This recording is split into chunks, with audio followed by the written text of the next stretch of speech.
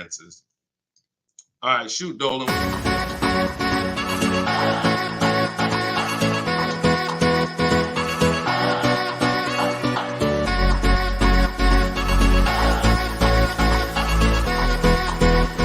The worst possible thing you could say when you walk into a car dealership. I spent 5 years with Mercedes-Benz, 5 with General Motors, and the worst thing a person could say when they walk in is, if you could just get me to this payment, we got a deal. So your loan's probably still like 19, which means you got to pay to get out. You're upside down. It's called negative equity.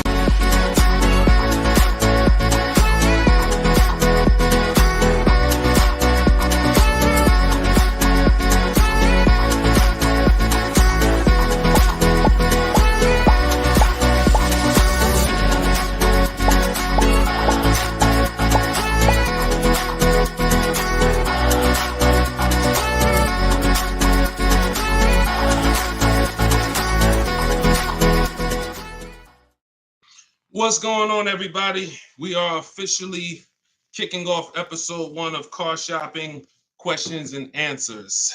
I am your host, Deshone the Auto Advisor. We're going to do this show for about an hour. I'm excited to get really down into the nitty-gritty of showing you how you can buy cars, lease cars, and get below market prices. And if you don't know me, I spent 14 years in the car business, 5 with Mercedes-Benz, 5 with General Motors.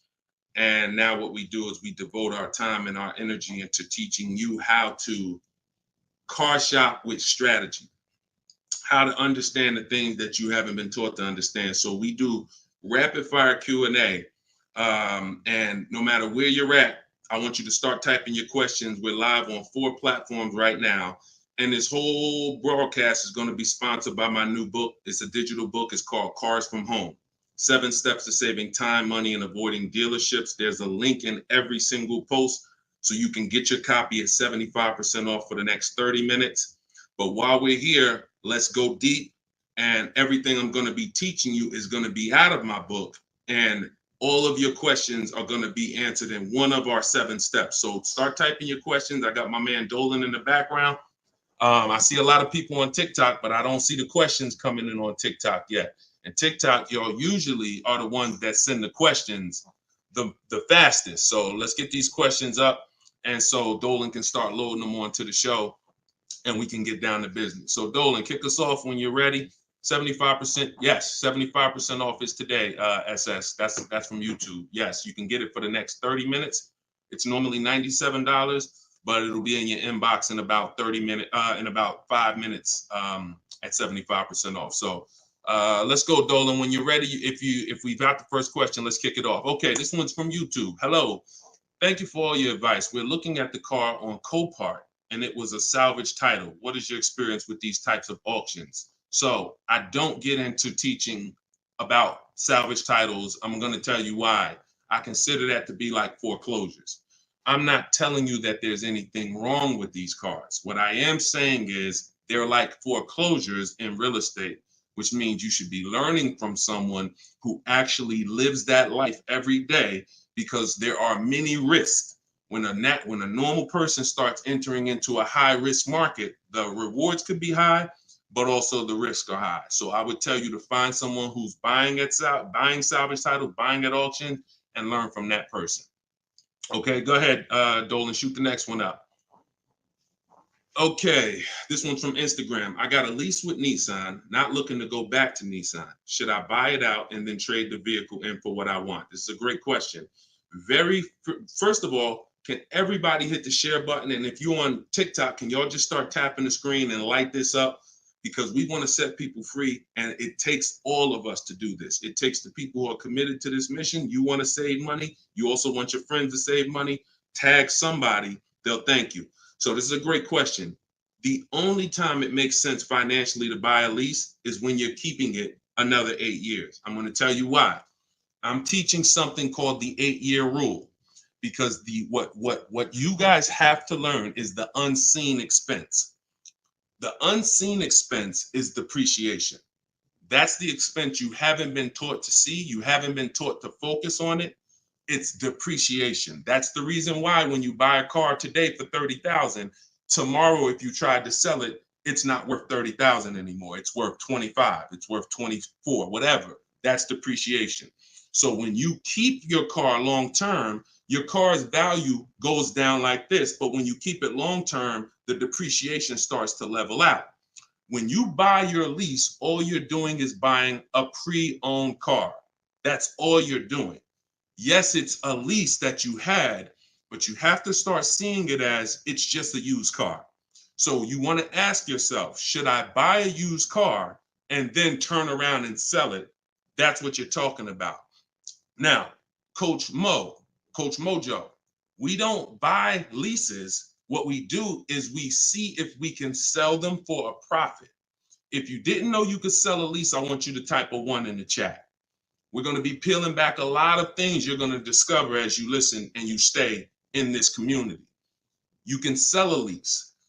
Most of you have heard of the term lease with the option to buy, but you're not familiar with lease with the option to sell.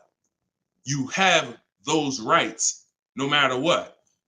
9 times out of 10, we're going to exercise our option to sell. And how you sell, there's 3 ways to sell. There's 3 different types of what I call an equity assessment. This is step 2 in my book. You must do an equity assessment. If you have ever dropped your lease off to a dealership and you haven't done this, then you could have given them thousands of dollars without knowing. So what you're going to do is do an equity assessment by calling the bank, finding out how much you owe. You want to get your payoff. That's going to tell you, let's say it's $18,500. That's your customer payoff. Now what you want to do is you want to see who will pay you more than that, or at least that amount. And we don't go to dealerships for that. We go right online. This takes 20 minutes to do. We're going to go to CarMax.com, Driveway, Carvana, Kelly's Blue Book Instant Cash Offer, AutoNation, and Car Guru Sell My Car. This is going to get us 6 offers, cash offers. See, our cars are not worth what an algorithm tells us our cars are worth. Our cars are worth what a person is willing to pay for today. And when you see those numbers, that's going to tell you if you have equity versus not having equity. So the short version of your question is, Coach Mojo, you shouldn't be buying your car unless you're planning on keeping it another 8 years, because we teach something called the 8-year rule, which is if you're not keeping your car 8 years, you're not going to outlive the depreciation drop in value. So you shouldn't be buying it. You should be leasing. And I know a lot of you probably, oh, well, Deshone, I was taught never lease. I was taught don't lease. I was taught don't lease. Well, you're going to find out the more you stay here, as you just dive in to financial numbers we go over, you're going to see that that's bad advice. And unfortunately, millions of people have been subject to bad advice that has been costing them money. Okay, so we'll go more into detail on that. There's only 2 ways to beat depreciation. Long-term ownership, that's our 8-year plus people. If you're keeping your cars, your next car, if your plan is to keep it 8+ years, I want you to type K in the comments for keeper. Type K in the comments if your next car, you're like, Deshone, my next car, I want to keep it at least 8 years. I want you to type a K. All right? Now, if you are not keeping your car at least 8 years, then you should be shopping for a lease, because that's how you're going to avoid depreciation. We're going to talk more about leasing, because you cannot just get any lease.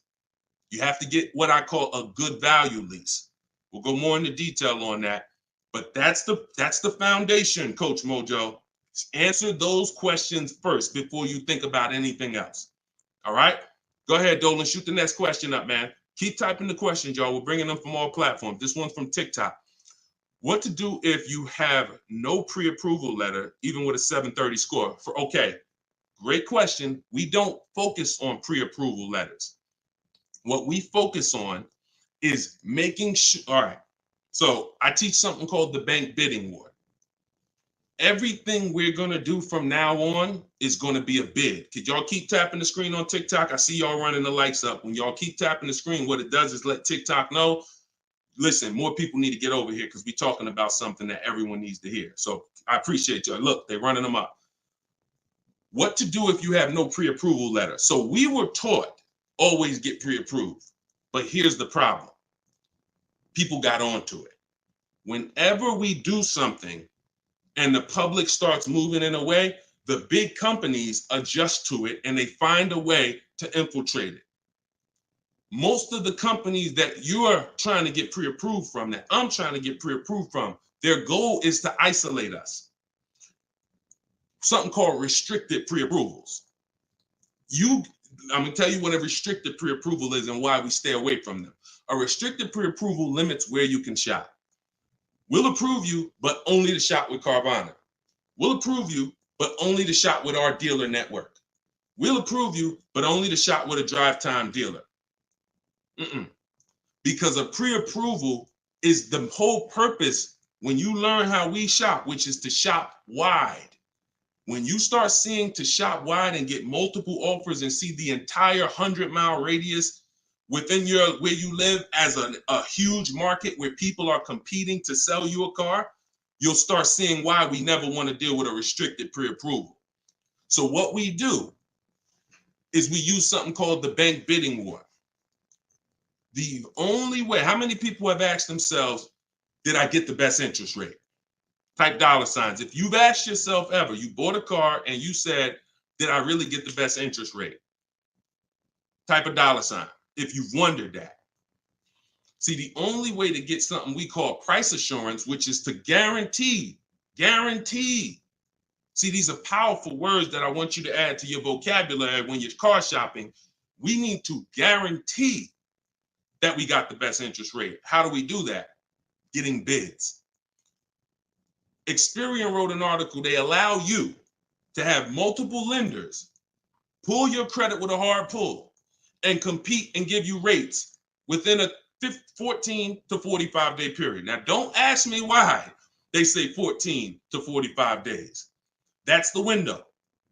I'm going to teach you how to do it in a way where it'll only take you 2 days and you're going to let tons of people run your credit and you're going to guarantee you got the best rate, and it's going to weigh on your score like one hard inquiry.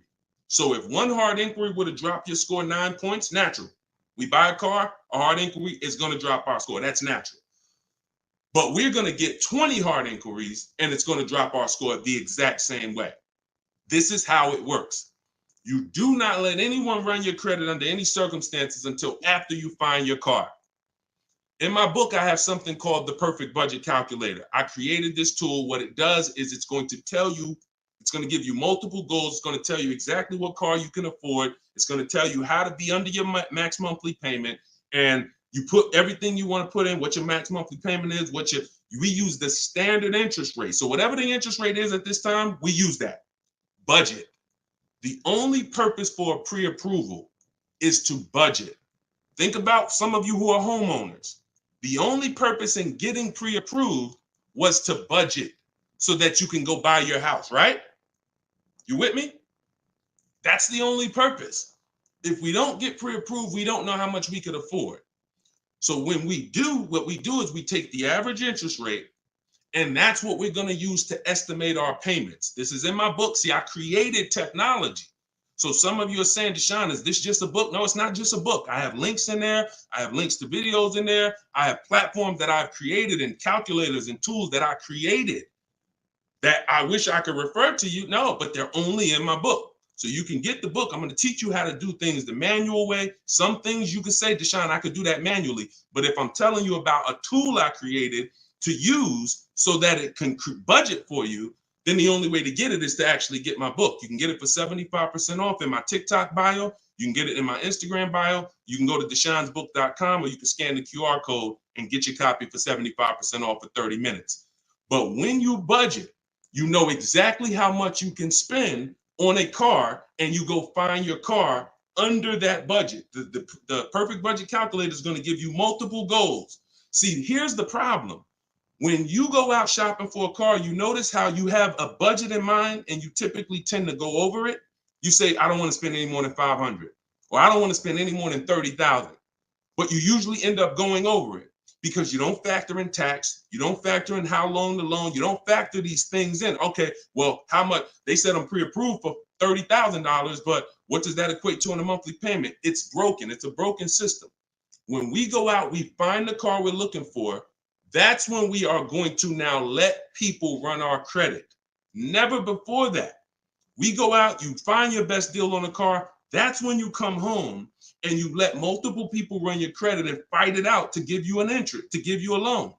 See, because if you open up, if you let people run your credit before this, now they're going to give you a time limit. So even this is all answering this young lady's question about pre-approvals.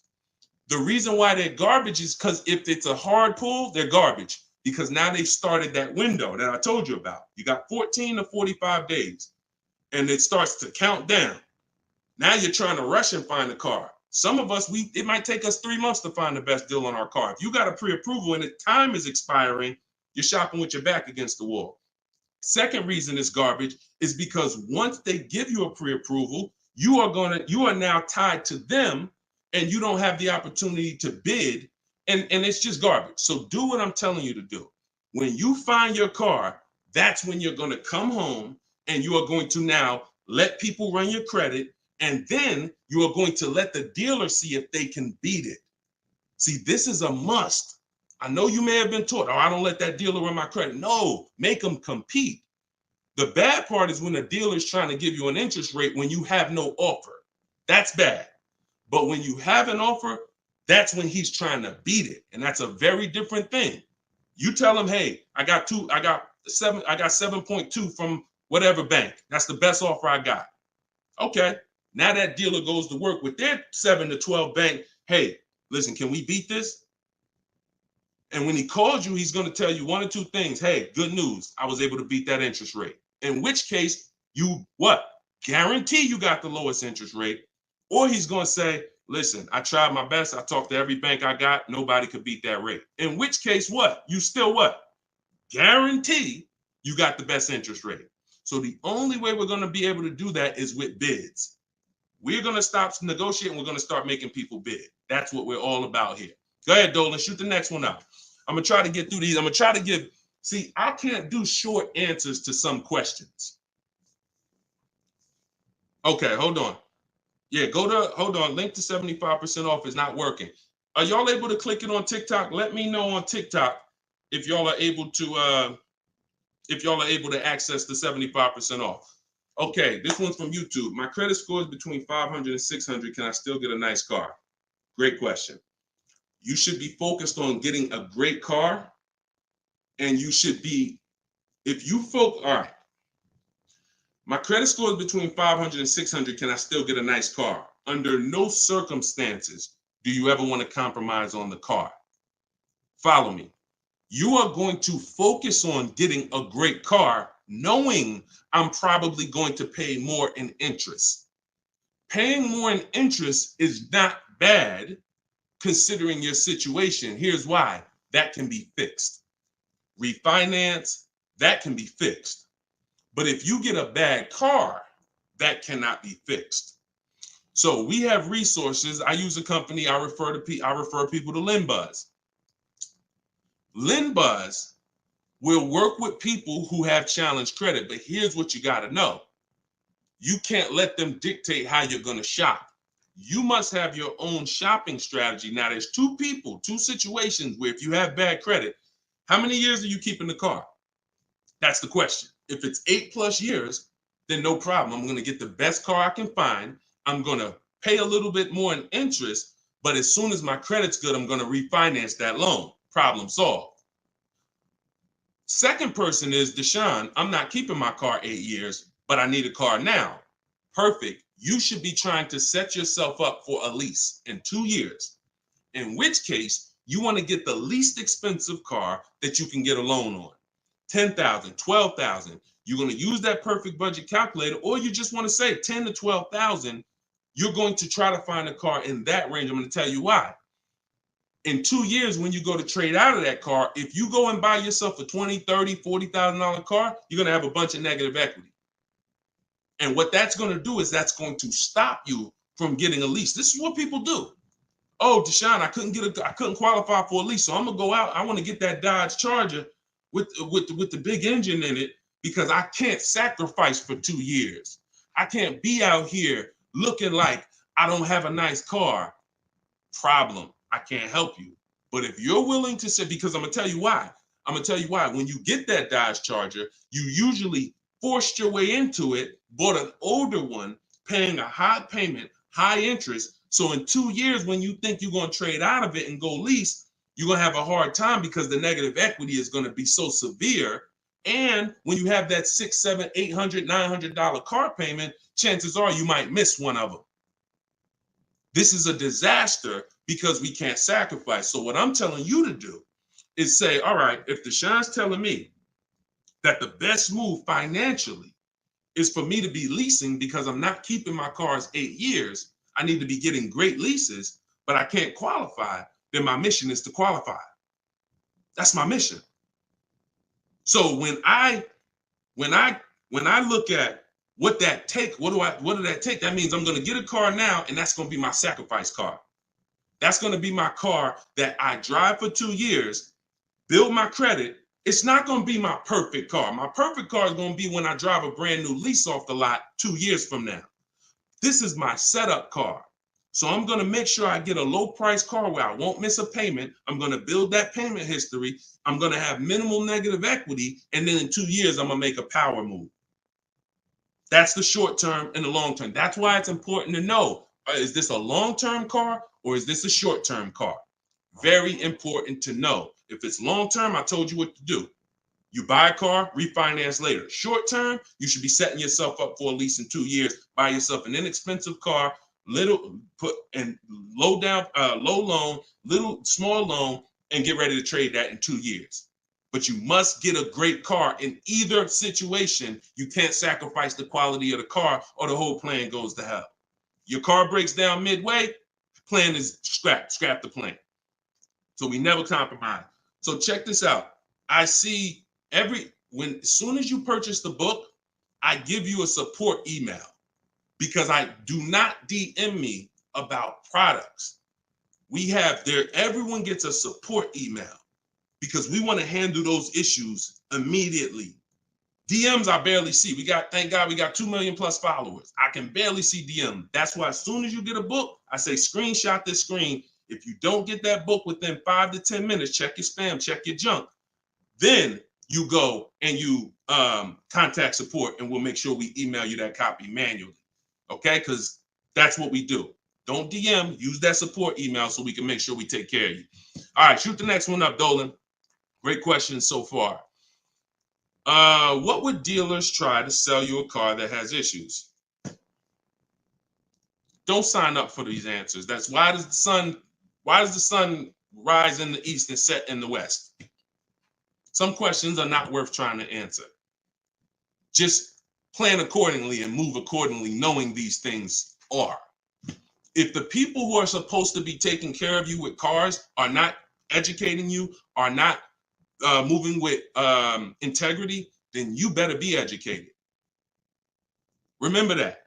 If the people who are supposed to be taking care of your money, when you come to buy a car, lease a car, that's a $10,000 to $100,000 transaction, some of you. If those people are not moving with integrity, and you cannot guarantee that, a smile doesn't guarantee that, talking nice doesn't guarantee that, you better be educated. And the people who are going to move like the way we're going to move, the way you're going to move if you're listening to this, the way you're going to move if you have my strategies in my book, the way you're going to move when you learn how to car shop online and make people bid, you're going to be educated where no one can take advantage of you. You're empowered. You're the one in control. You're the prize. You're the one people are competing with to earn their business. And that's what I want for you. All right, go ahead, Dolan, shoot the next one up. Just keep typing your questions, y'all. We're bringing them in from all platforms. Hello, I put a down payment on a car 45 days ago. They gave me the keys, and now 45 days, the dealership says the bank doesn't want to do the deal. The bank says they never said that. Do I take the car back? Reach out to the bank. If the bank has an account for you, then that account is in stone. If they have your name and they have your name on an account number tied to that car, then it doesn't matter. They could be trying to bring you back and trade that car and do another transaction, which is legit if you fall for it. You get what I'm saying? If you bring that car back and switch it, then let them trade you out of that car, sell you a different car, that's another transaction. But if you have an account number with that bank, then that means that bank is that deal is signed and sealed. That's what you got to make sure, Empress. Go ahead, shoot the next one up, Dolan. This one's from Facebook. I'm about to begin the process of buying a car from a dealership. They're offering me a lowered payment if I go with one of their lenders. Are there any ways to save on this deal? So, have you gotten bids? See, did they look? You were programmed to be loyal to dealers. I'm from the industry. I was in the industry for 14 years. I'm teaching people all around the country. We have over 8, close to 8,000 customers that have used our stuff and used our products since 2021. We have data from all around the country. There is absolutely no way that you're going to get your best deal ever focusing on one dealer. That would be like you going into a supermarket and say, hey, no matter what the price of this item is, I'm only buying it from this brand. Or you saying, oh, I'm gonna buy a TV. No matter what I'm just gonna walk into Walmart and whatever the best price on the TV is that I see, I'm just gonna take that. I'm not gonna look online, I'm not gonna look on Amazon, I'm not gonna look on Best Buy. I'm just gonna walk into one store committed to try to get a deal with that store. That's the same thing you're doing. Could y'all keep running the likes up on TikTok, keep tapping the screen? If you're getting value out of this, I appreciate it. We don't do that anymore. That is a recipe. And look, I'm going to tell you something, and I hope you don't take offense to it. Our grandparents shopped like that. In what way in 2024, 2025, almost 20 years, 30 years after the internet's being invented, you're still shopping like our grandparents shopped? Does that make sense? It makes sense when you're like, yeah, Deshone, that's what I'm doing. But it doesn't make sense in the grand scheme of why am I doing this? It's because that's what you were taught to do. That's why I represent unlearn, relearn. You can't win with what I teach unless you're willing to scrap all that bad knowledge. We don't buy from one dealer. 3 transactions that people have been, I'm gonna break this down real quick in literally a second so y'all understand. There's 3 transactions that you've been taught to give to car dealers. 3. Buying your car from them is one transaction. Who you get your loan from is another transaction. Who you sell your old car to is a 3rd transaction. And many of you have been taught to give the dealer all 3. Meanwhile, there are people who only want to give you a loan. They don't sell cars. They want to compete for your loan. There's other people who want to buy your old car. They don't sell cars. They want to buy your old car. Y'all get what I'm saying?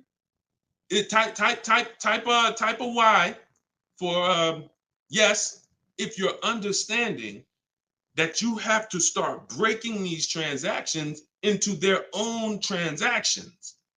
You can't maximize and guarantee you're getting your best deal mixing 3 transactions or 2 transactions into one.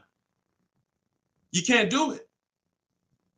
We're breaking them up. And now once we break them up, how do we guarantee we get the best offer in each one? Bids. So you understand? So what we're doing is we need to see our old car, our old lease, our old car that we have that we're replacing. Who I'm going to sell that car to is one transaction. And whoever's going to win the bid gets the car. Who I'm going to get my loan from, that's another transaction. And whoever wins the bid gets my loan. Who I'm going to buy my car from, that's another transaction. And who's going to win the bid gets the car, gets to sell me the car. And we do this in 60 minutes. See, what you're going to see, watch this. Let me show you Frina. Frina just picked up her Jeep last week. Look at the deal she got. This is why you're never going to get these deals walking in the dealers. You're never going to be able to guarantee your best deal walking in the dealers. You're going to sit at home and be in control. Look at Frina's deal. She said, look, I'm a proud graduate. Cards from Home that's our video library. And, like I said, I coach people all around the country. She said, I picked up this baby yesterday. Look at the date. 2024 Jeep Grand Cherokee Anniversary Edition. Followed the program, used all the scripts. I have scripts in my book. I have scripts that we don't talk. Because if you have to talk, you run the risk of messing something up. No offense. I'd rather you type. If you'd rather type than talk, type a 1. So contact the dealers, seal the deal, $579 a month. Look at the MSRP on this car. She got a hybrid one, $65,000 vehicle, almost 66. Her best deal, who won the bid, was a 0.88% lease. That is unheard of in the world. See, I teach something called the 1.5% rule for knowing when you're paying too much for a lease. The 1% rule has been around since way before I even got in the car business. If you could lease a car for 1% of the MSRP, no money down, no money out of pocket, you stole the car. This is 0.88%. I owe it all to Deshone. Without this program, I wouldn't have had the tools to shop from home. Shopping from home the right way is how you're going to win. Some of you may have tried, Deshone. I tried. It seems hard. Yeah, because once the internet was invented, internet salespeople got invented. And internet salespeople are trained to make it hard. They got to make money. And what they're going to do is they're going to make it hard for you to get a deal done, because half the time you don't even know the information you need to give them to get a quote. Hey, I got to give you where I work at. See if I qualify for any rebates. I got to tell you what cars are in my household. See if I qualify for any rebates. I got to tell you, what affiliations I have. I got to tell you what my date is. I have something called a no later than date. What's my deadline? Hey, I could buy a car, Deshone. I don't need a car for about 3 months. Should I start shopping now? Yes, you should. Because if you get in the market now and you can buy a car today, but you don't need it for 3 months, that's called leverage. See, most people walking in the dealers, they're like, hey, I need a car this week. I need a car today. That means the car that's coming 6 weeks from now, they can't benefit from that. You can. But you got to learn how to give this information. And this is why when you try to shop online, you have a hard time, because you don't know. You're defensive and you're like, I'm not giving a dealer what they need, but I'm also not staying in a position where I don't give them too much information where they can use it against me. So that's what we'll learn. Everything I'm teaching you is, if I can boil it down to a couple simple things, mastering the science of shopping from home. That's why my book is called Cars from Home, 7 Steps to Saving Time, Money, and Avoiding Dealerships, and making people bid for your business. We can sum that. Once you master those 2 things, you're going to save more money in 60 minutes than you ever saved going in the dealers 2, 3, 4 times, spending hours in there. And you're going to have price assurance, which is guaranteeing that you couldn't have saved any more money. That's what Freenah has. That's what I want you to have. Go ahead, Dolan. Shoot the next one up, brother. Keep typing your questions, y'all. We're bringing them in from all platforms. Let me bring Freenah's pick down. All right, perfect. Shoot the next one up. All right, I'm trying to fly through these, y'all, but I can't give short answers. You get what I'm saying? I got to give you the full answer. Can you get a great deal on the lease vehicles on a Range Rover? Okay, great question. You can't control the lease program. The lease program is what's going to dictate when the dealer wins the bid. Let's say a dealer, I always teach, when you start getting bids on a lease you should see about at least a $3,000 to $5,000 difference from your best offer to your worst offer. Now, sometimes it's more drastic than that. You're doing it, you'll see a $7,000 difference from your best offer to your worst offer, but you need to see a spread. I'm going to tell you why. 80% of dealers are overpriced. So when you start getting offers, if you don't get enough offers to where you see that spread, you haven't gotten enough offers. I teach you need to get at least 5. In my book, I have something called the 25 to 5 strategy. So once the whole purpose of a bid is to find the dealer that's willing to discount the car and sell the car lower than all their competitors. And if there's any rebates, to disclose them to you. That's only going to come through bids, because you don't know who you're dealing with. An 80% dealer is not going to tell you all the rebates. An 80% dealer will tell you, okay, yeah, there's no rebates, but there actually is. 80% dealer is going to say, all right, yeah, there's $1,000 rebate. Hey, but there's actually $2,500. So you can't depend on an 80% dealer.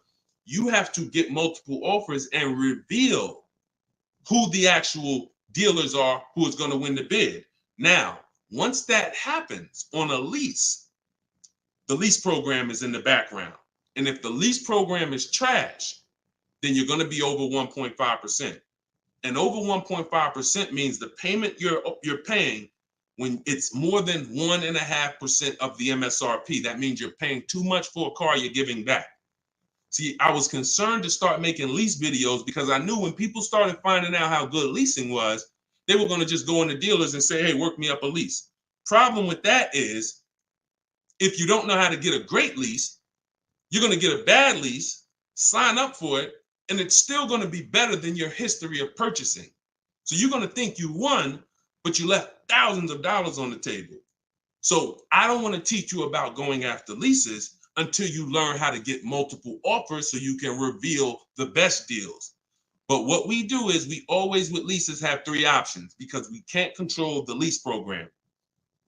And if we can't control the lease program, we need to have a bet. Because look, y'all, there's tons of companies out there that are offering bad leases and people are signing up for them, especially some luxury brands. Every car has a different lease program. Luxury brands will say, hey, we're going to put a bad lease out there because we know we can ego sell people, which means, hey, come on, Mr. Jones, come on. How long you been driving Range Rovers? Man, I've been driving them for 12 years. All right, well, come on. You really gonna leave Range Rover over a couple dollars? Yeah, but I mean, the lease seems kind of high. It seems like, I'd be better off buying the car. No. If you don't know that, they're going to ego sell you. So until people stop signing these bad leases, we are not going to get to the point where some of these banks say, all right, we got to stop with the bad lease deals. Now, conversely, opposite end, there's phenomenal lease deals out there. Like you saw Rena. I'll show you a couple more before we jump off the show.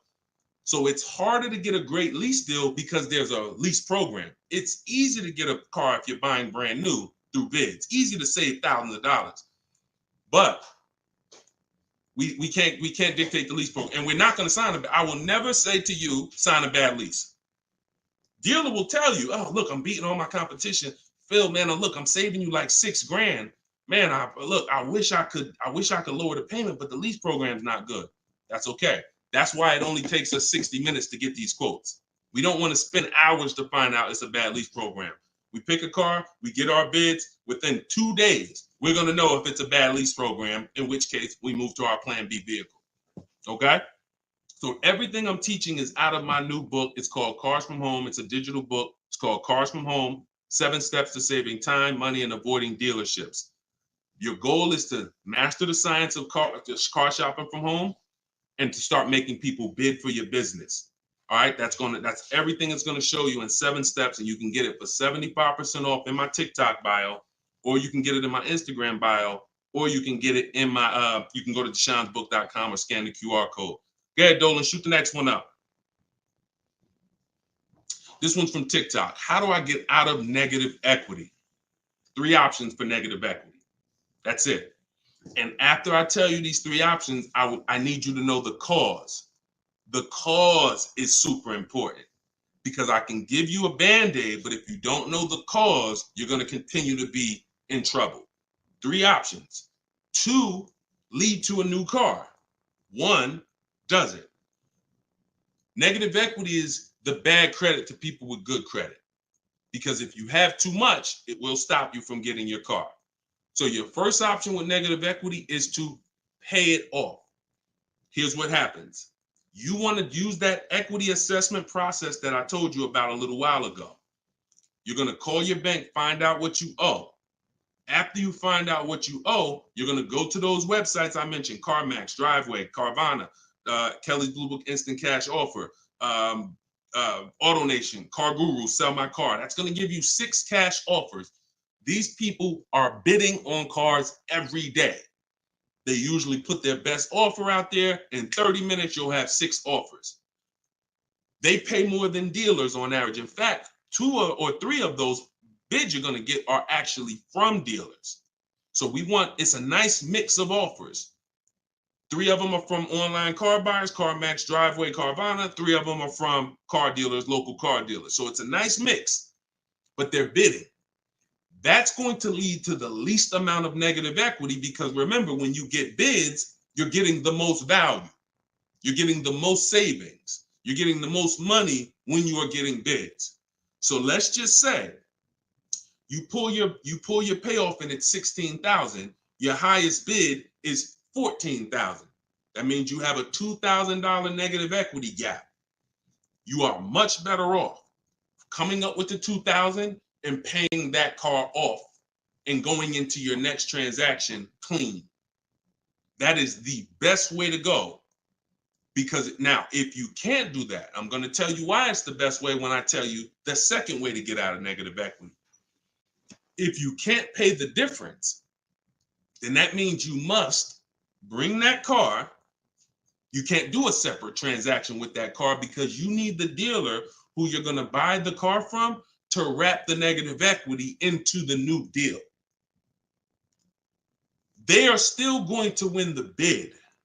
You must, in all cases, only deal with dealers who won the bid. But once they win the bid to sell you the car, now when you come to them, you're going to now bring your old car into it and see what it's worth to them. When you see what they can pay for it, you're going to see in most cases, it is not going to be the highest number you got from the online buyers. So if the online buyer's highest number was 14, maybe that dealer can only pay 12,200, 12,500. And you might say to them, hey man, but CarMax was offering me this. They're not going to be able to match it in most cases. It's just not possible because they can't win both bids. If you start buying cars for the most money, selling cars for the least money, it won't take you long to be out of business. That's probably what happened to Vroom. They were buying cars for the most money and then trying to sell them, and they weren't able to make the profit. So we must separate the process, but if you can't pay the difference, you now must bring your old car into the process after a dealer wins the bid, introduce them, hey, this is the car. Now, they've already won the bid. They beat all their competition to sell you a car. So they've already proved they're a 20% dealer. Now you're bringing your old car, and you're going to see that. If I would have sold it to them, I would only had 2,000 negative equity. But bringing it over to this transaction, I actually got like 3,700 negative equity. And there's nothing we can do about that. That's why I said the plan A is always, if you can cover the difference, cover the difference. If you can't, that's your only option. Now, here's the third thing. I told y'all 2 things lead to a new car with negative equity, 1 doesn't. If you have too much negative equity, you have to understand loan to value ratios. Loan to value ratios have nothing to do with credit scores. That's why I call negative equity the bad credit to people with good credit. When you bring your negative equity over, the bank is only going to lend a certain percentage above the price of the car. So if the price of the car is 30,000 and you have good credit, the bank might only lend 36. They might only lend 20% more, 25% more than the price of the car. So if you're coming over and you're trying to do a no money down deal, which is what we do, we shop with no money down. If we can make no money down deals and we can get the car payment to where we want, if we can get the whole deal to where we want with no money, that's what we do. It's different when interest rates are higher. We typically put more money down to avoid paying more high interest. But when it comes to us shopping, we always shop with no money down. So if you're trying to do a no money down deal and you are trying to bring all this negative equity over and trying to not just finance the price of the car, but the tax, the fees, and negative equity, you run the risk of blowing out the loan to value ratios, in which case you're not going to be approved. You could have a 900 credit score. They're going to tell you you got to put money down because you can't finance all that negative equity. So it depends on how much. And if that's too high and you can't put down money to actually make a difference, then you're going to need to stay and pay down that car for a couple more months or even maybe a couple more years to lower the amount of negative equity. So that's how you get out. That's all in my book. 3 ways to get out of negative equity. But what you got to know is the cause. Only legitimate reason for negative equity is because you had an emergency and you had to switch cars. Now, if we go by things that can be prevented, like Deshone, I bought a car, it's breaking down. Well, that means you bought the wrong car. We can prevent that with knowledge. Now, if you say, Deshone, I just wanted a new car and I switched it, that's costing you. And because you don't understand leasing, see, 90% of the time, 10% we give to emergencies. Deshone, man, I had a sedan, then I had twins, I had triplets. I need to get an SUV. I got to switch the car. Understood. Legitimate reason. Switch the car, stay in it long term, pay off, and keep the car. But 90% of the time is you don't understand leasing. and you buy your cars, you take out 5, 6, even God forbid 7-year loans, you switch these cars in 3 years, 4 years, you always have negative equity and you're overpaying by thousands of dollars. That's the cause. That is the cause. I've been doing this since 2006. The reason for most people, most of your negative equity is because you haven't learned the lease yet and you're buying cars, but you're a short-term person. All right? And the more you stick around here, the more you'll understand why that's a mistake. If you get my book, you'll understand, oh, I've been doing this wrong. I was taught this. I don't blame you. You were taught that. But when you learn, when you do better, when you know better, you do better. And that is my goal, is to make sure you know better. My pleasure, Reggie. You said thank you for everything. My pleasure. Absolutely. Everything I'm teaching y'all is out of my new digital book, Cars from Home, 7 Steps to Saving Time, Money, and Avoiding Dealerships. You can get your copy for 75% off as part of our launch in my TikTok bio, in my Instagram bio, or you can go to deshonsbook.com. There's a link in the comments, or you can scan the QR code if you're watching us on the television, and you can get your copy for 30 minutes. Once that timer expires, book goes back up to $97. So get your copy before the timer runs out. Go ahead, Dolan, shoot the next one up. All right, this one's from YouTube. Appreciate all of your content. Thank you. We are looking to buy our teenage daughter her first car. Is there any downside to purchasing outside of a name franchise dealer? No, if you do your due diligence, because there's 100,000 plus used car dealers in the country. Let's assume 80% of them are trash. As long as you are sorting, when we shop for used cars, and you want to ask yourself the 8-year rule question. If you're not keeping this car, if you don't think your daughter's keeping this car 8 years, then you should be shopping for a lease for her.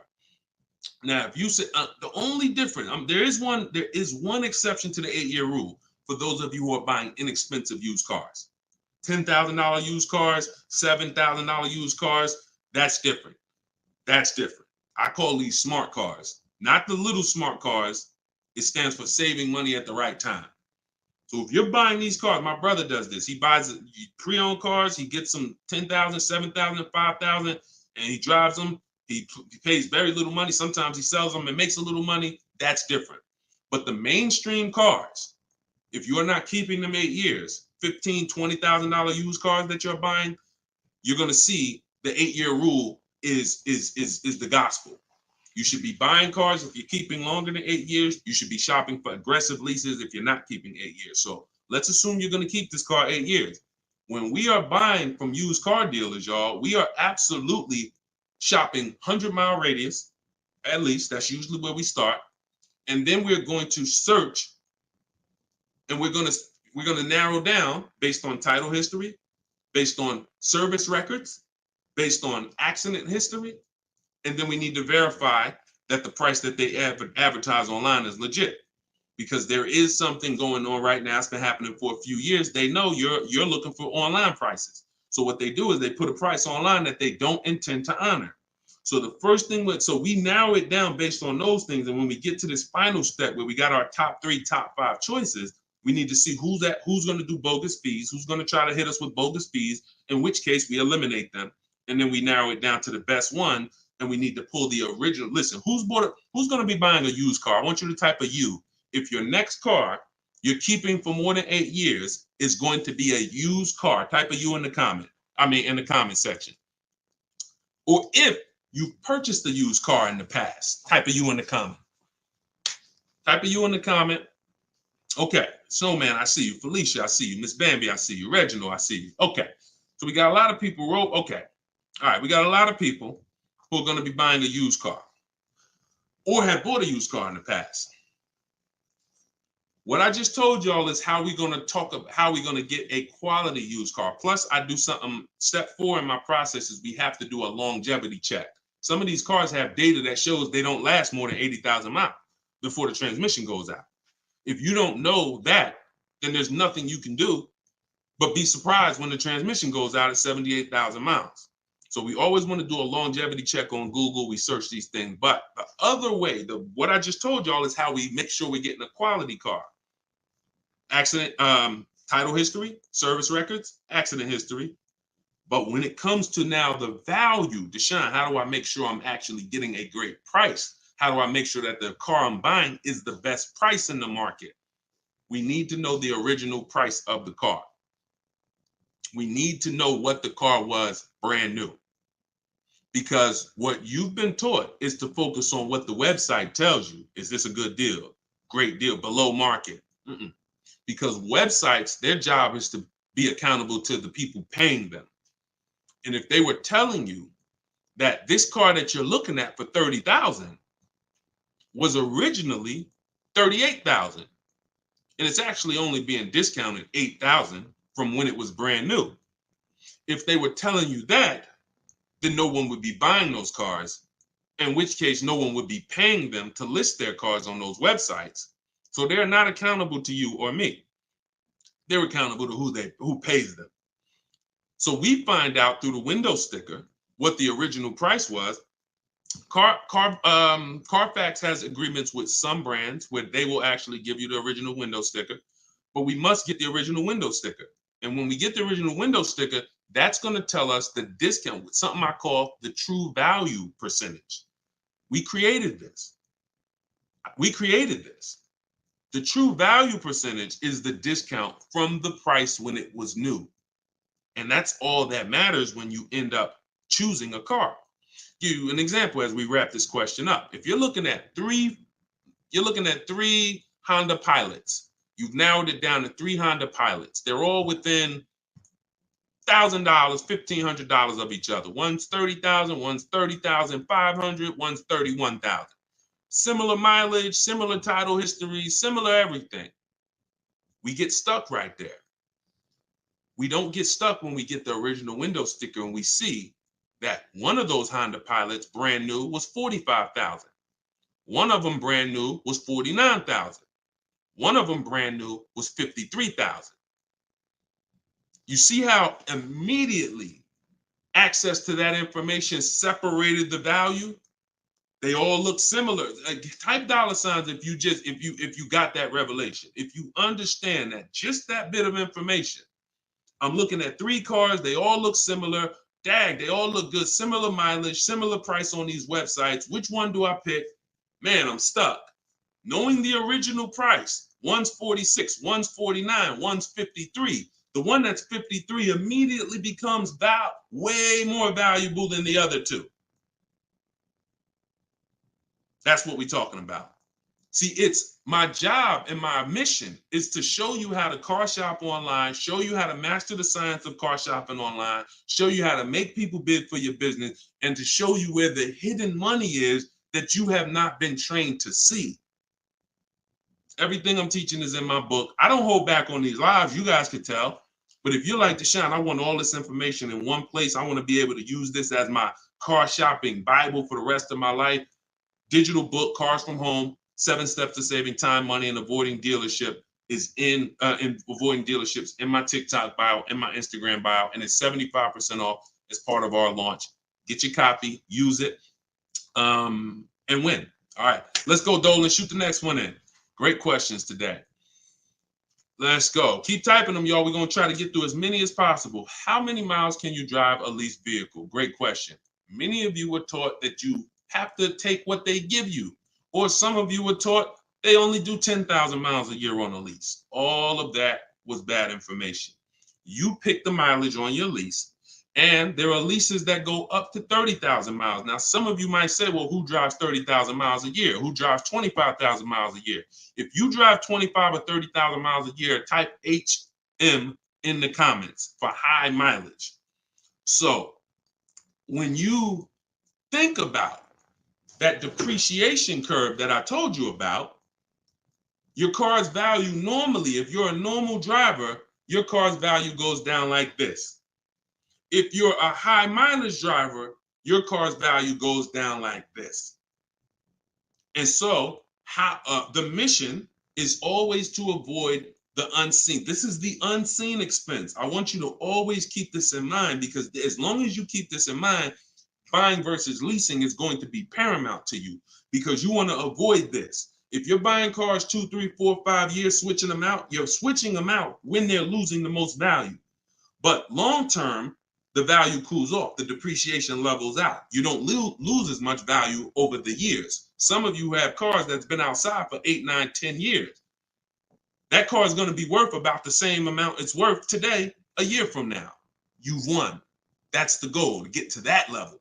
If you're buying, if you're like Deshone, I'm not keeping a car 8, 9, 10 years. I'm not going to ever reach that level. Then you should be shopping for leases to avoid the depreciation hit. So when it comes back to 83rd degrees question, you can tailor a lease up to 30,000 miles a year if you want. And here's where I learned this. I was a manager at Hyundai for 6 weeks. Guy came in. He was returning his lease on a Hyundai Sonata. I was doing the lease return for him. And I said, hey, you leased this? He said, yeah, I always lease. I'm in sales. I'm on the road every day. I used to buy my cars. And, I would have a bunch of negative equity all the time. I was just losing thousands of dollars every time I went to replace the car. It wasn't worth what I owed on it. And I just kept rolling it over. I stopped doing that when I found out about leasing. Now, same time he's telling me this, I know that I've also sat with people who came in with high mileage with 10, 15 grand of negative equity. So what he's telling me, I've experienced. And I'm trying to help these people and dig them out of this hole and help them get another car, but they have a ridiculous amount of baggage from the old car. So he told me that, and I saw his payment. And I said, man, this payment is only like $175 a month more than a really good deal on a regular lease. And so from then I understood. I'm going to teach people that you need to understand, if you get a great lease deal and then you bump the mileage up from 12,000 to 22,000 or whatever you need, you're going to pay thousands less than if you bought the car and just took that depreciation hit. You bring that car back with 75,000 miles in 3 years, the car is worthless, but you still owe $17,000 on it. That's the difference. So leasing mileage, you pick it, and you can customize it up to any amount. But we always shop for 12,000 miles a year. Always. We don't shop for high mileage leases. When we get our quotes, if you're using what's in my book, the 25-to-5 strategy, we get our quotes with 12,000 miles a year. And once somebody wins the bid, then we convert the bid. We tell the winning dealer, hey, could you show me what the payment's going to be with 18,000 miles a year? And then we customize the lease. If we're going to do any down payment, we always customize after we've identified the winning dealer. Great question. Great question. Go ahead, Dolan, shoot the next one out. Great questions today. All right, keep typing them, y'all. What advice would you give a first-time buyer who doesn't want a car note? Then go save up your cash and go get the best car you could afford. But why is it we always, Whitney, just send an email to support. If you're having trouble getting your book, just send an email to support. We'll send you a copy manually. Oftentimes it's a little one letter is different in the email. So that's why as soon as you purchase, I always give you that support email so that we can make sure you get your book. Okay? But what advice would you give to a first-time buyer who doesn't want a car note? Save up your money, get the best car you can afford. But here's what I want to ask you. Why is it that the only time we want to avoid a monthly payment is with a car? We don't say to the electric company, I don't want a monthly payment. We don't say to the water company, most of us who are buying a house, we have a mortgage. Most of us who are renting, we pay rent every month. Why is it that the only thing that we say we don't want a monthly payment on is a car? Why? Now, I'm not telling you paying cash for cars is bad, but I'm telling you that if you're dealing with a mindset that is, I'm going to pay cash and save up and get a car that is less than a quality car because I don't want a monthly payment. So I'm going to get a car, save up, scrape together some cash and get a car that is less than I could actually get if I used a little leverage, little loan. See, there's something called over leveraging.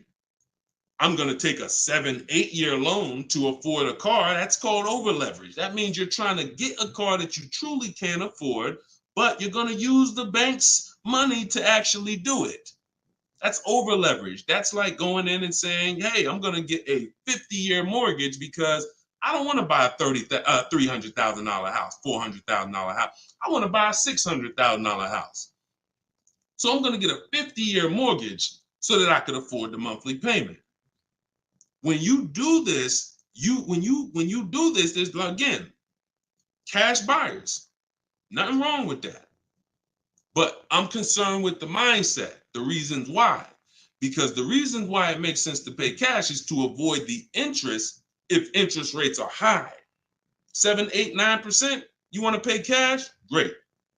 But there are people who come into the dealer. I was blessed to work in some very affluent towns, white collar and blue collar towns. So I had people making 30, 40,000 a year. I had people making 30, 40,000 a month.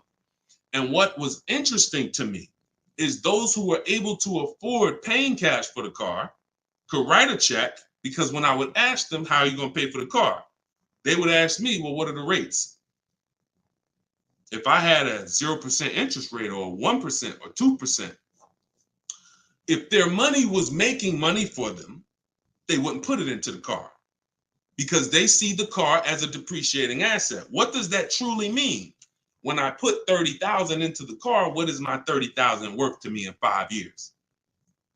Let that sink in. Anybody who's paying cash for a car, if you're bringing money out of stocks where you're getting 8%, 7%, 10%, bringing it out of real estate where you're getting 10%, 12%, 15%. When you put that 30,000 in a car, what's that car worth in 5 years, y'all?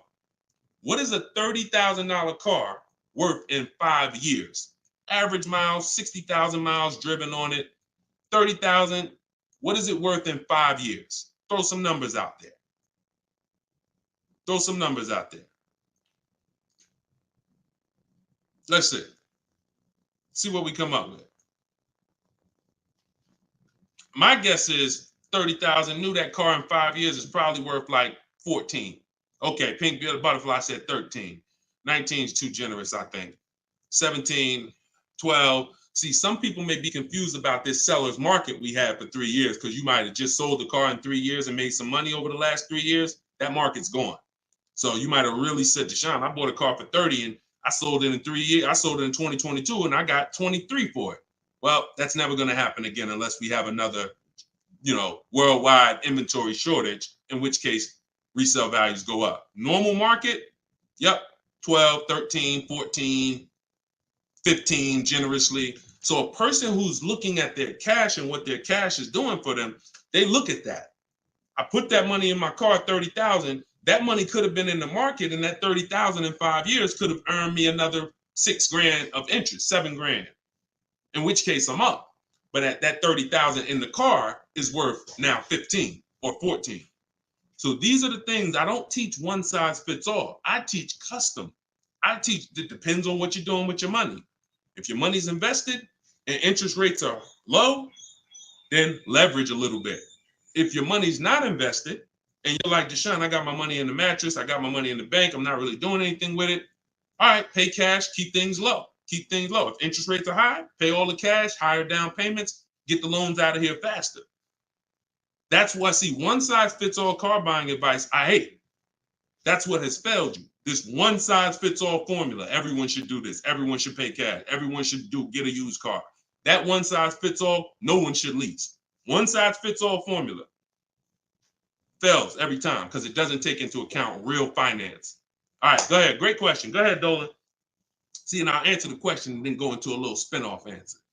All right, this one's from Instagram. If I want to keep my car for 8 years, should I finance the car? Absolutely. The goal is to get the best car and the best value.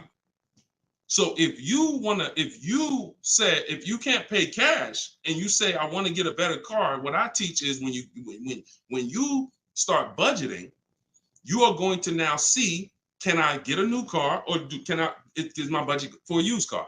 The goal is to get everything you need. And really, if you could get everything you want, even better.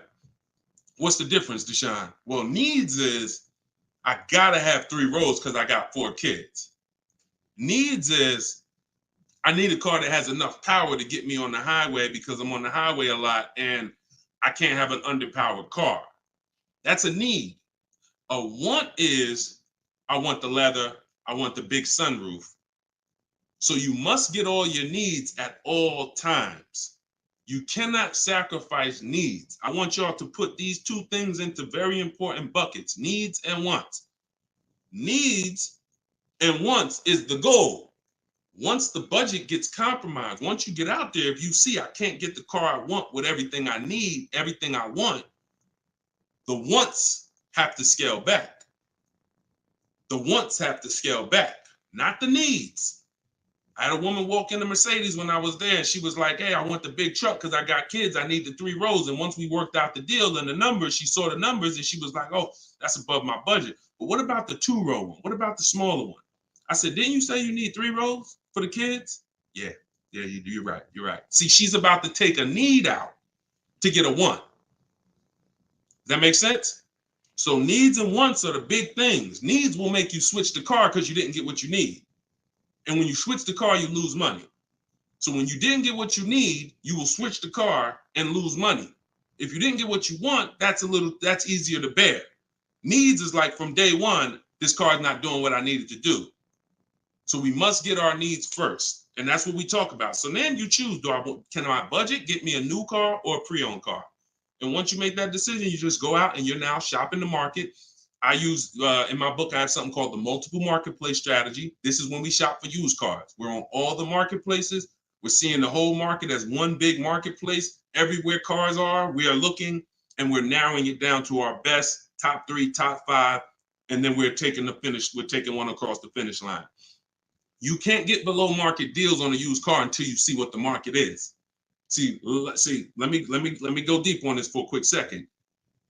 The goal for me, if you're learning from me, your goal is to get below market deals, below market leases, below market. You saw Freena's lease. That's a below market lease.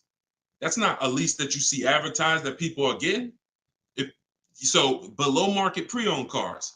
In order for you to get a below market pre-owned car, you got to know what the market is. So sometimes you're going into one dealer and you're looking and saying, okay, let me negotiate with him. That's a mistake. You don't know what the market is. When you see the low side of the market on a used car, now you're able to see, again, if you're shopping the right way, there's always a spread because there's always people untrained who are going to pay the higher prices. They're going to walk into those dealers. They're going to go back and forth, take $2,000 off. They think they won, but you were negotiating with one of the higher price dealers. So because he took $2,000, $3,000 off, you think you won, but you were at the wrong dealer to begin with. So once you actually see the low side of the market, we zero in on that. And we zero in on that and we look to take one of those deals across the finish line. Can't get below market deals if you don't know what the market is. That's why when we look at used cars, we're not looking to buy the first day. We're not looking to buy the second day. Sometimes some of you are like, Deshone, I got a couple months. You might want to watch the low side of the market. You might want to, we always get alerts. When we go in, this is all in my book. If you like Deshone, I want to know all of this. I need this in my hand. It's in my book, Cars from Home, 7 Steps to Saving Time, Money, and Avoiding Dealers, 75% off in my link, in my bio, TikTok, in my bio, Instagram, or go to deshonesbook.com or scan the QR code. But when we are getting these, when we are looking at the low side of the market, you might want to watch it. You might want to watch it and see, okay, and then we have alerts on. So every new car that pops up on these marketplaces, we get an email immediately. So we get an email immediately. And if I know that the low side of the market is 22, 23, the minute that car comes on, I'm going to be one of the first ones on it, where everyone else is going to hesitate. When a dealer gets a new car, typically a person who doesn't know the market, they're going to go in there and they're going to be like, all right, is this really a good deal? Meanwhile, we know the market. So we know in a minute, I'm going to snatch that deal before anybody even knew it was there, because the best deals do not last. And that only comes from knowing the market. All right? Go ahead. Shoot the next one up, Dolan. Great questions today. This one's from YouTube. What can I do to increase my confidence so I can negotiate more intelligently? Stop negotiating and start making people bid. Who's not a good negotiator? Type me. You're not a good negotiator. Type me in the comments. Not a good negotiator. Type me in the comments. Okay, that's most of you. And I'm a good negotiator, but you can't get guarantees being a negotiator. Pay attention to what I'm saying. I'm a good negotiator. I did it for a living, but I can't guarantee the lowest price negotiating. The lowest price only, the guarantee of the lowest price. I could be a good negotiator. Negotiator is always going to leave wondering, if you go back and forth with somebody, back and forth, back and forth, back and forth, you always leave wondering, could I have gotten a little more? That's not a guarantee. That's not price assurance. Bids, guarantee, because I'm getting 5 to 7 offers. I'm having, in my case, I teach the 25 to 5 strategy. We're connecting with 25 dealers. We're getting 5 to 7 bids. Whoever wins the bid, win. That means you beat 25 dealers to earn my business. That means I guarantee that I paid the lowest price and I don't have to talk. That's why in my book are scripts, online scripts. That's the one part that I can't teach you. I can't teach you. It's not that I'm holding back. I can't teach you what my scripts are that are copy and paste. When they say, hey, when can you come in? My script says, hey, well, I'm actually going to be handling my whole transaction online.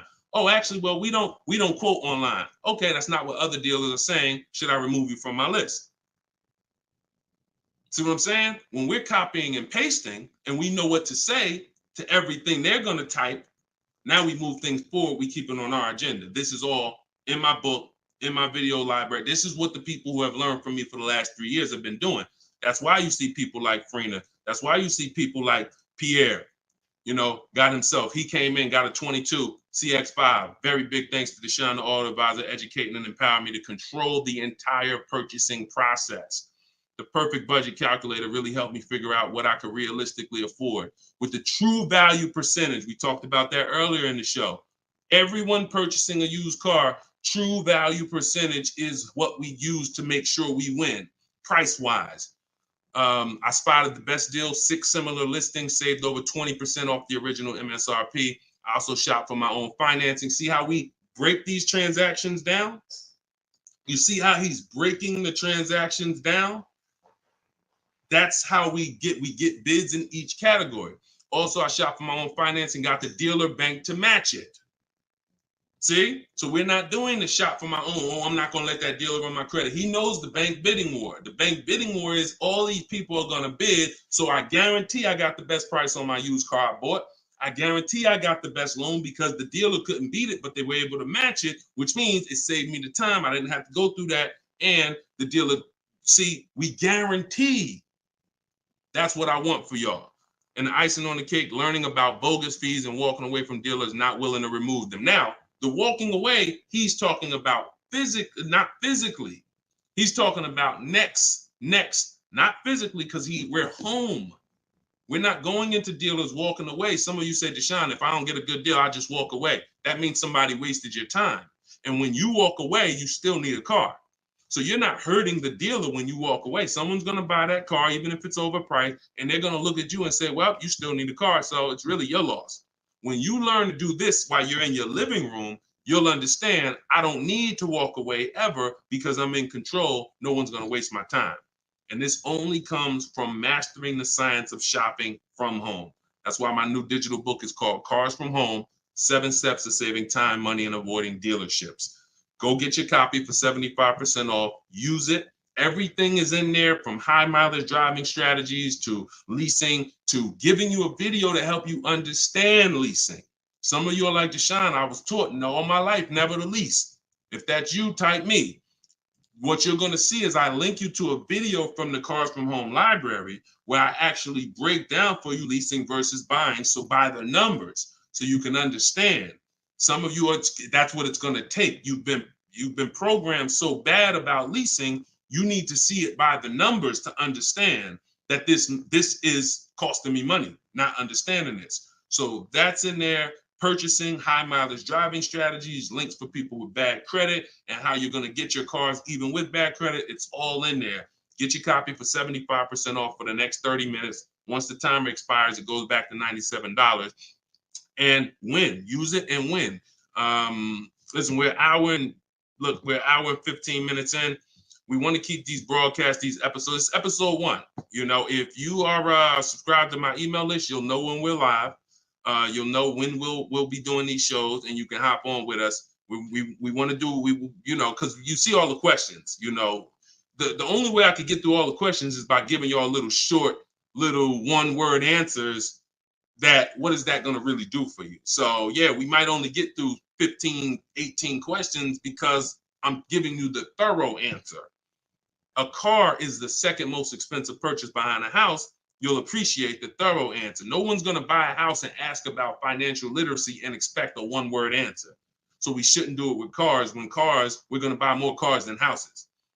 So get your book, y'all. We will be back. We'll be back for another episode very soon. If you're on my email list, you'll know. And I appreciate everybody for tapping in. This is episode 1. We got a lot more coming, and we're going to keep dropping these jewels. Keep unlearning, keep relearning. For the people that got the book, thank you. And for the people who continue to help share this message, appreciate you. We'll see you on the next one.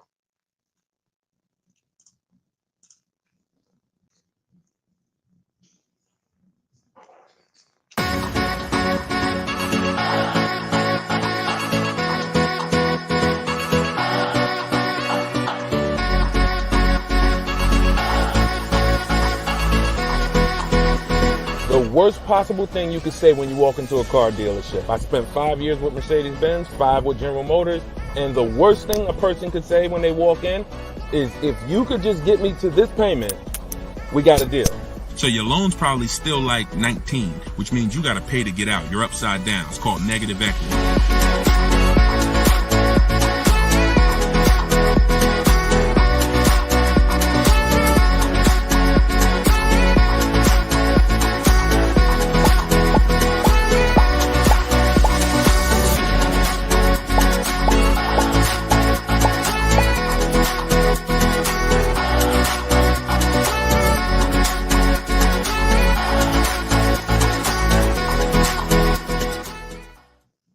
What's going on, everybody? Welcome. How's audio? Give me a 1 if audio's clear. Welcome back to Car Shopping Questions and Answers. This is episode 2. I'm your host, Deshone the Auto Advisor.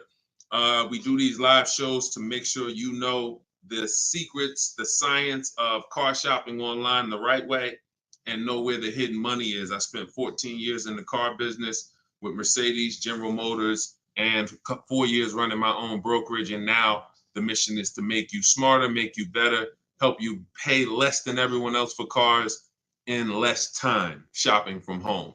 So this whole show is sponsored by my new digital book. It's called Cars from Home, 7 Steps to Saving Time, Money, and Avoiding Dealerships. And you can get your copy for the next 30 minutes at 75% off in my TikTok bio, in my Instagram bio, or you can click deshonsbook.com or scan the QR code. So type your questions in, Dolan, shoot the first one up. We're going to be taking them from all platforms. And if y'all could start tapping that screen on TikTok, so shoot those likes up. I appreciate it. So this one's from Instagram. Does it make sense to buy a car from another state to get a better price for the car? Great question. When you start shopping and getting multiple offers, you're going to see most of your best deals are going to come from dealers far away. Not always, but a lot of times the dealers that you've been buying from, they think they own you. They look at your zip code and they program people to come in. The average person shops 1.2, I think it's less than 3 dealers. So when car dealers know you only are going to shop 2 dealers, then they know they can control you, and they know they don't really have to be as aggressive. Now, when you start sitting at home, like I want you to do, and start letting those offers come to you, and start looking at car dealers, like start looking at all the inventory and getting multiple offers, you're going to find most times your best deal's 45 minutes away. Your best deal's an hour and 20 minutes away, because those people are trying to beat their competition. So you're going to find, you get used to that. You're going to step out of the local business and you'll get used to actually getting your best deal. Here's the saying. We'll wrap this question up with this saying. You buy your car from who makes you the best offer, AKA who wins the bid. If you're new here, we make people bid for our business. The more time you spend with me, you'll never negotiate again. You'll start making people bid. And the second part of it is you service your car where it's the most convenient. You service your car where it's the most convenient. You buy your car from who makes you the best offer. All right. Great question. Shoot the next one in, Dolan. Everybody keep typing your questions. I see you. I see you on TikTok. We're going to bring questions in from every platform. Go ahead. This one's from Instagram. Should you buy a car from a rental car sales place like Enterprise or Hertz? First of all, that would be low on my list. They'd have to, and look, I'm not telling you anything's wrong with that. What I'm telling you is that should be low on the list. When we're looking for used cars, rental cars should be low, and they got to be better priced than the cars that are not rentals. So I'm not going to Enterprise looking for what they have. I'm going on market. We use 8 marketplaces, y'all. When we shop for used cars, I have something called the multiple marketplace strategy. Multiple marketplace strategy is like it's you going everywhere, looking everywhere that used cars are. Example, if you were buying a TV, would you walk into Walmart and just say, all right, let me just look at this TV y'all got. All right, y'all want $1,000 for it? No, you would be online looking at Walmart.com, right? Amazon, Best Buy, and any other website with a TV, right? Type right if that's the way you would shop. You look at someone who just walked into Walmart and say, why are you shopping like that? You see, so we bring the same things to car shopping. Same things. You're going to stay at home and you're going to go on these websites. CarMax is in the running. Carvana's in the running. None of these people we buy from exclusively, they must win the what? Let's go. Type fast. I want to see y'all typing. I want to have this conversation with y'all, but you got to type fast. They must win the bid. So CarMax is there. Driveway is there. Carvana's there. Cars.com is there. Auto Trader is there. Car Gurus is there. We even look at eBay Motors. So everywhere they're shopping, they're putting inventory. That's where we're looking. Now, if a rental car place has their inventory listed there, then they're in the runnings. If they have their inventory listed on their little website and they just want to sell local people these cars, no, we're not interested. We're not interested. Great question. Go ahead. Go to the next one, Dolan. This one's from TikTok. Is an extended warranty worth it if you buy your lease? I don't get why so many people are buying their leases. Make it make sense to me. Used cars. If you're not, see, we're finding that a lot of people buying their leases because they actually don't know how to shop. So when you look at the deals that we get, you in the last broadcast I showed you Freena. You've seen Greg, $527 a month, $56,000 Kia EV6. You've seen Taupe, $690 a month. She leased her car, $690 a month, $54,000 BMW. Now I know y'all are looking like there's no money down on these particular deals, and saying, oh well, if everybody's if these don't look like the deals I see on the commercial, that's because they're not. You're not going to get great deals looking at commercials. Ignore commercials. But we found that people are buying their leases because they don't know how to shop. And that's not a reason to buy your lease. Because what you're doing when you buy your lease is you're buying a used car. Now, let's just say you're buying this car and you're keeping it. Because sometimes you say you want to keep the car. 8 years, I have something called the 8-year rule. We do not buy a car unless we're keeping it for 8 years. Why? What's the reason? Because the depreciation is going to ruin you. So when you look at somebody like Taupe's paying $690 for a $54,000 car. Every $5,000 a month, every $5,000 that you borrow on a loan is about $100 a month. Depends on the interest rate for a 5-year loan. 5-year loan. That car would cost somebody about $1,100 a month. She's paying $690. See what I'm saying? So when you look at the fact that that's probably what a used BMW payment would cost her, but she's driving a new one for that. So if we're not keeping our cars 8 years, this should be your mission. Shopping for a deal like this, not buying a used car that you've already been leasing for 3 years, and now you're about to put a loan on it for 5 or 6 years for the balance. Does that make sense? We are not tying up our time in cars It's only two purposes. I'm going to get a great lease deal, or I'm going to buy a car I'm going to keep for 8, 9, 10, 12 years. That's it. I want to get you from being stuck in the middle. Go ahead, Dolan, shoot the next one up. People stuck in the middle lose money. Long-term buyers don't lose money. Great lease deals don't lose money. It's those people, if you're stuck in the middle, you're the one losing the most money, and we got to get you from being stuck. Go ahead, Dolan, shoot the next one and keep typing your questions, y'all. All right. This one's from Instagram. We purchased a car just under a year ago, would like to release it and get something more suitable. Okay. Watch this. When you purchase a car, see, I'm always going to remind you of the unseen expense. When you see this, y'all know, if you've been on the show, if this is your first time on the show with me, type a 1 in the comment. Because I got to see if I'm refreshing people or if I'm actually teaching. First time.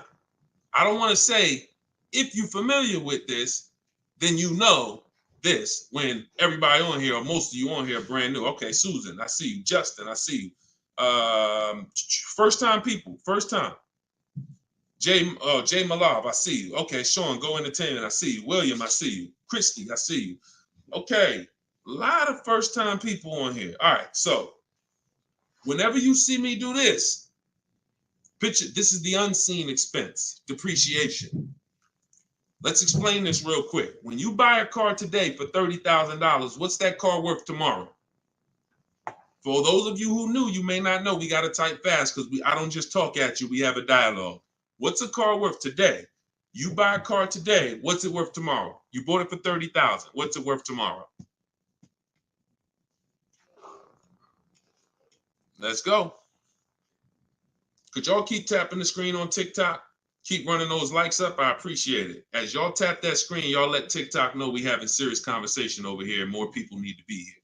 Just keep tapping that screen, running those up. I appreciate y'all. Okay, so we got 29. That's not true, Sean Go Entertainment. But I want to let you know, you may have said that, but when you see the other answers, you'll understand. You buy a car today for 30, it is not worth 29 tomorrow. You lose about $3,000, $4,000 if you tried to go back and change that car.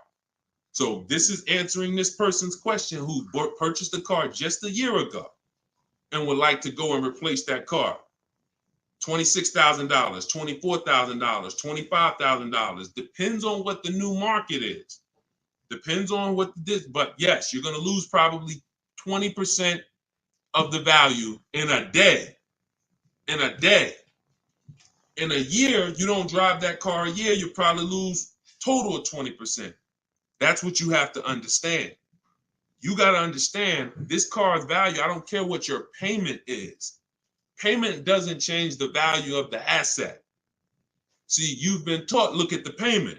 Get me out of this car, get me into this payment. That's why in the intro, some of you saw that video, the worst thing you could do in a car dealership. That video is really what introduced me to the world and letting people know payments can be manipulated, and we don't focus on payments. We want to focus on the asset, the value of the asset. So if you're buying a car, it's going down in value like this, whether you drive it or not. I give you a car today worth 30, you don't drive it 1 mile. Don't drive it 1 mile. I come up to you, I say, hey, Christy, I'm giving you this car. It's $30,000. Deshone, I don't need a car. I already have one. Yeah, but it's yours. Okay, I guess, but I can't drive it. All right, no problem. I come back a year later. You didn't drive that car 1 mile. Is it worth $30,000? Is it worth $30,000, y'all? Type fast. No. That's your intro to depreciation. So if you know that car is going down in value, whether I drive it or not, what's happening when I drive it 12,000 miles? More, it's less, it's worth less, right? What's happening when I drive it 20,000 miles? It's worth less, right? Exactly. So you want to be aware of the depreciations, the unseen expense. So how the heck do we avoid the depreciation hit? One, you don't buy cars and replace them when they're losing the most value.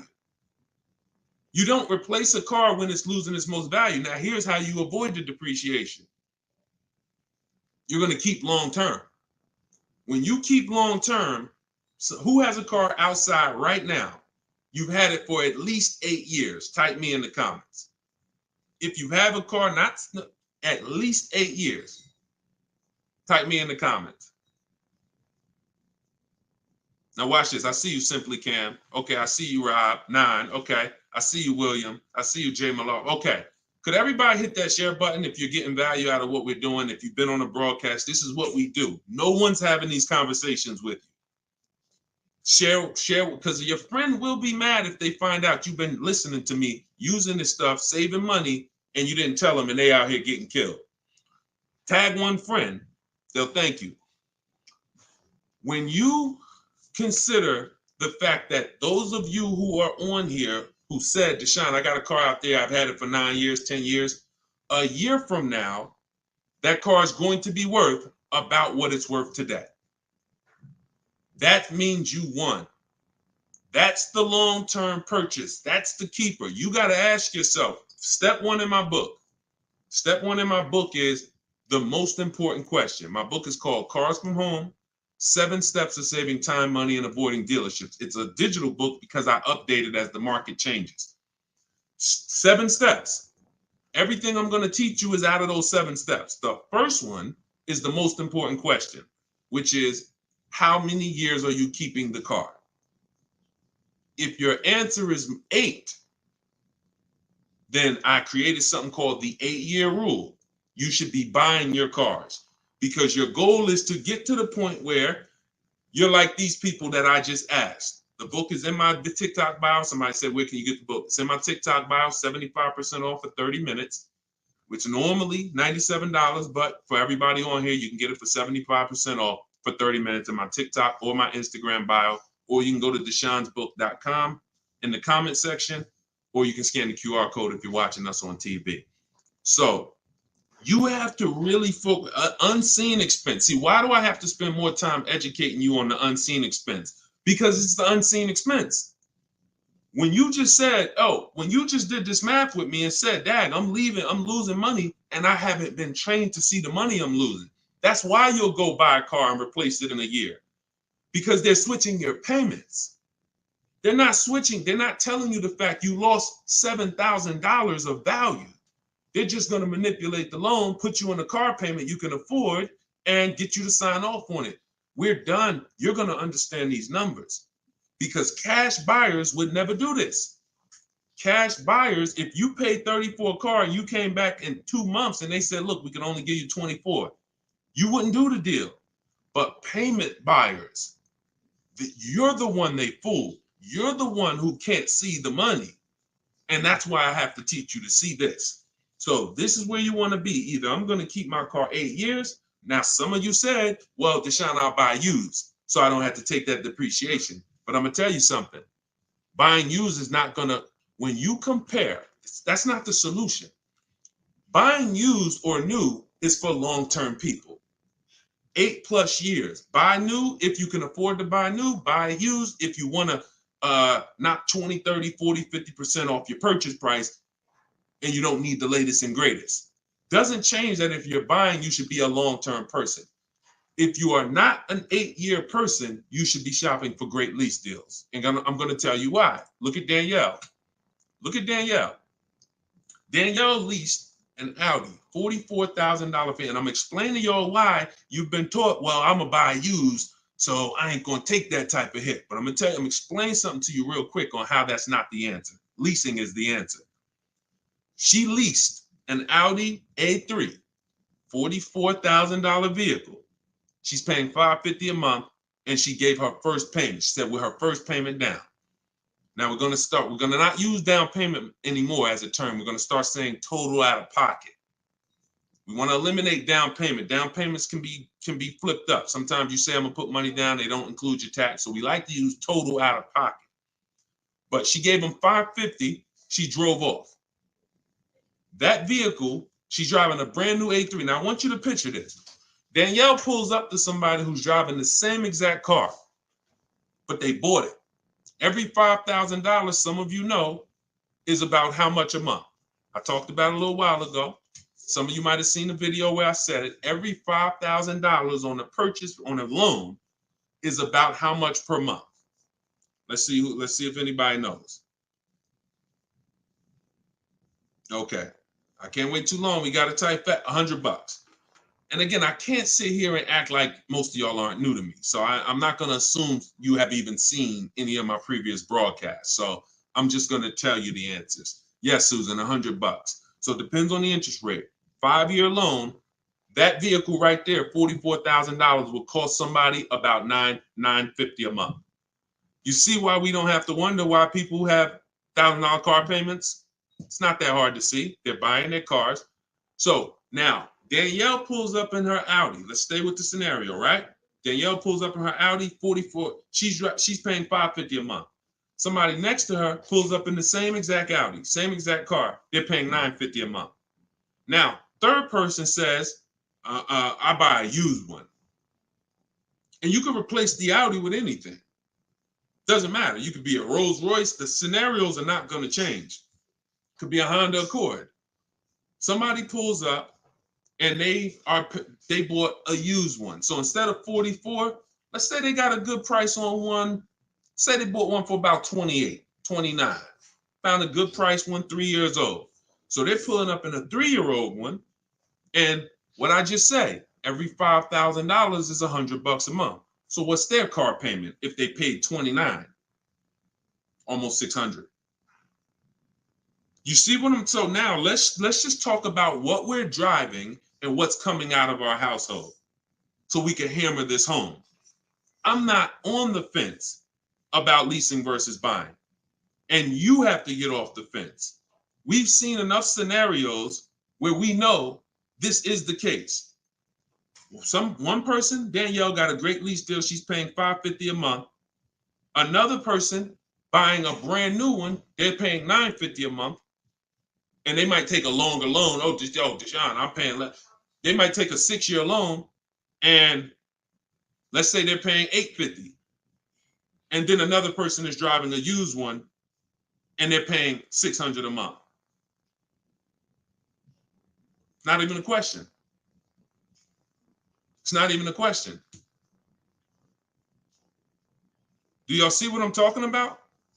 3 people driving the same car. Look at the differences.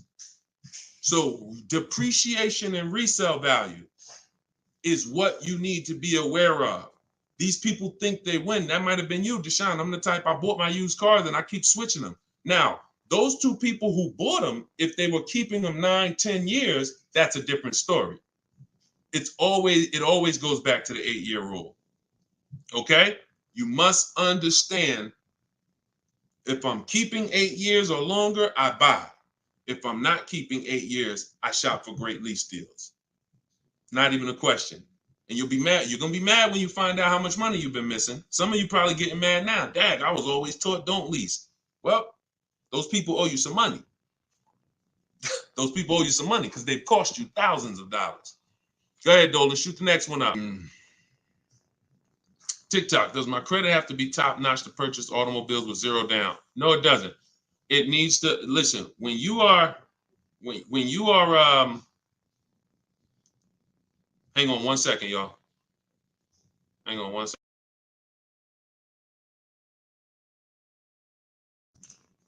When you are buying vehicles with no money down, it's not a favor.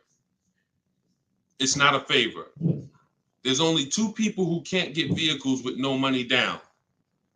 And that's people who are trying to borrow too much money, usually have negative equity that they're trying to roll over, and people who have, your credit is too bad and you can't get financing. But if you go through a company like Limbuzz, this is who we recommend in my book. I recommend this company, Limbuzz, who will work with people with challenged credit, then you won't have to deal with that.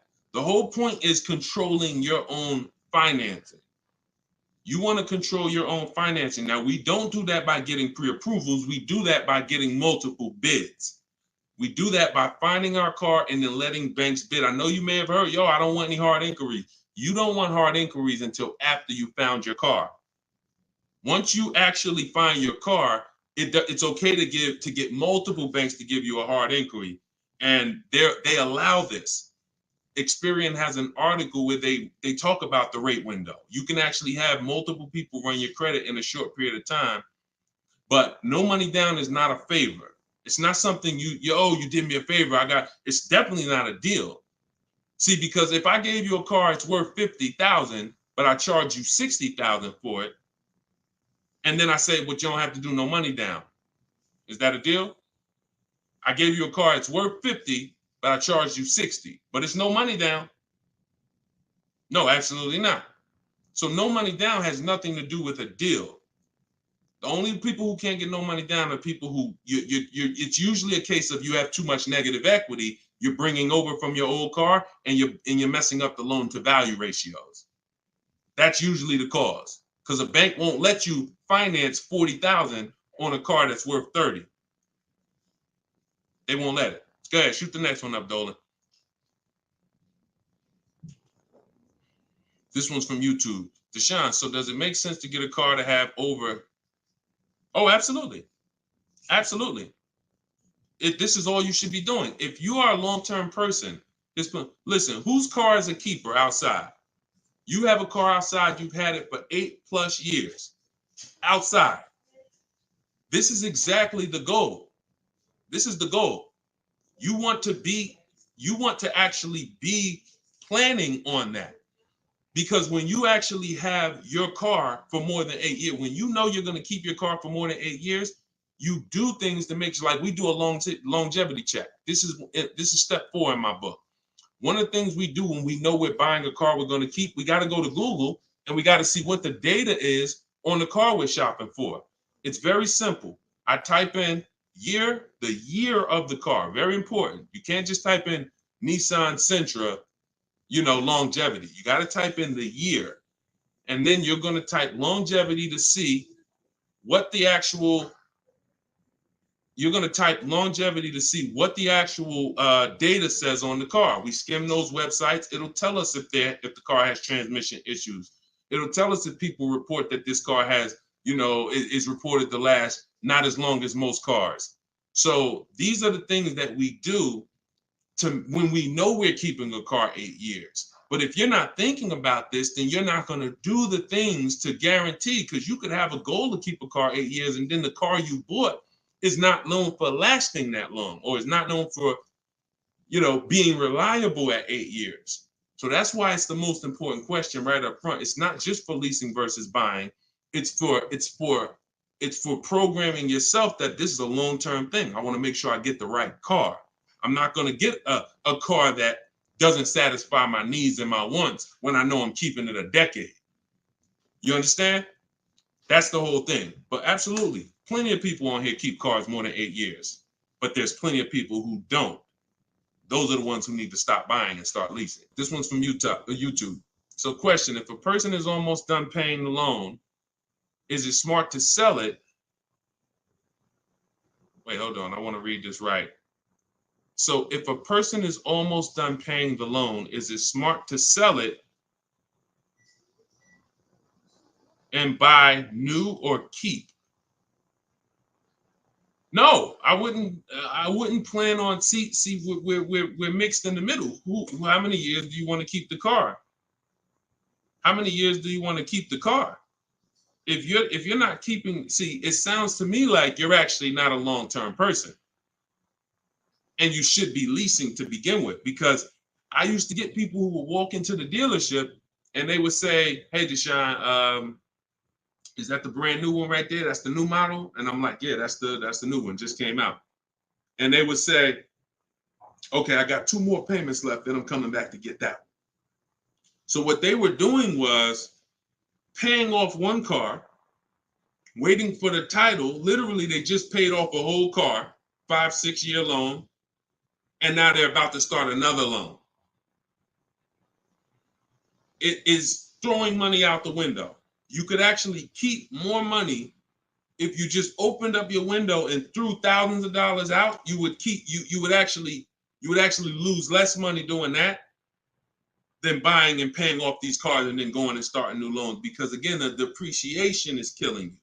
When you start getting replaced, that same mindset, and you start saying, okay, I'm okay having a payment, because that's usually what's happening. I have a payment, pay the car off, go start another payment.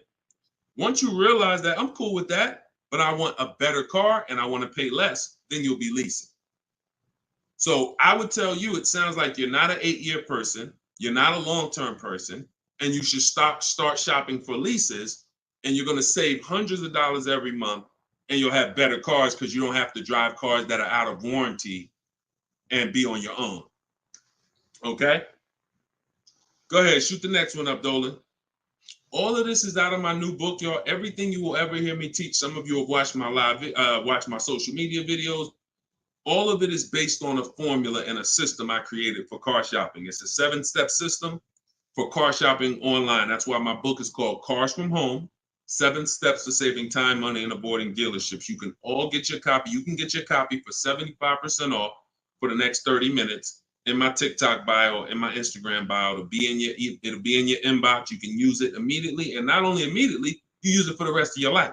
Because the reason it's a digital book is because I update the book regularly. Anything changes, I update the book. We used to have Vroom in our, Vroom was in our strategy. They used to get bids. We used to get bids from them. They went out of business a couple months ago. I went right in, I updated the book.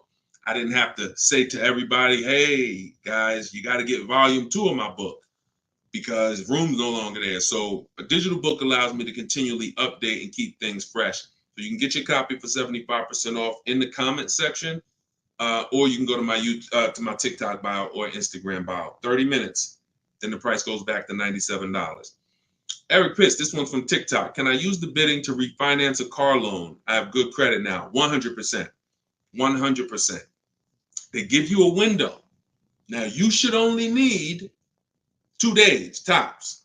You Google every single, and let's talk about refinancing.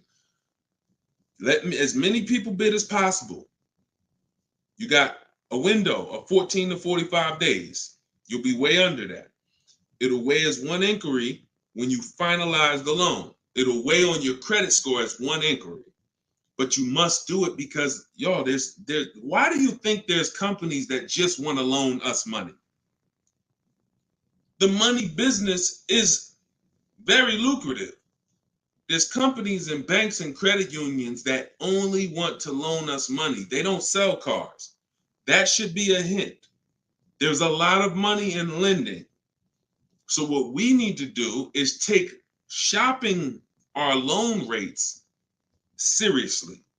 We separate our transactions. So listen, let's stay focused here. You're gonna now call your bank, or either go on their website, your credit union, or go on their website. You're gonna look for online lenders, go on their website. You want as many people as possible competing to make sure you save all the money. But I'm gonna give you a very important caveat here that you want to keep in mind. Everyone that loans you money wants to loan you more for longer. The longer you have a loan, the more money they make. So what they're going to do is they're going to show you what it looks like if you take a long loan. You've already paid for a year or 2. I don't know how long, but you've already been paying for some time. Once you take another long loan, now you've essentially defeated a little bit of your purposes, because you're going to give some of that money back in interest. Take the shortest loan that you can afford the payment on with the new interest rate. So if you were paying, let's say you had a 6-year loan at 11%. When you refinance, don't refinance into another 6-year loan at 7%.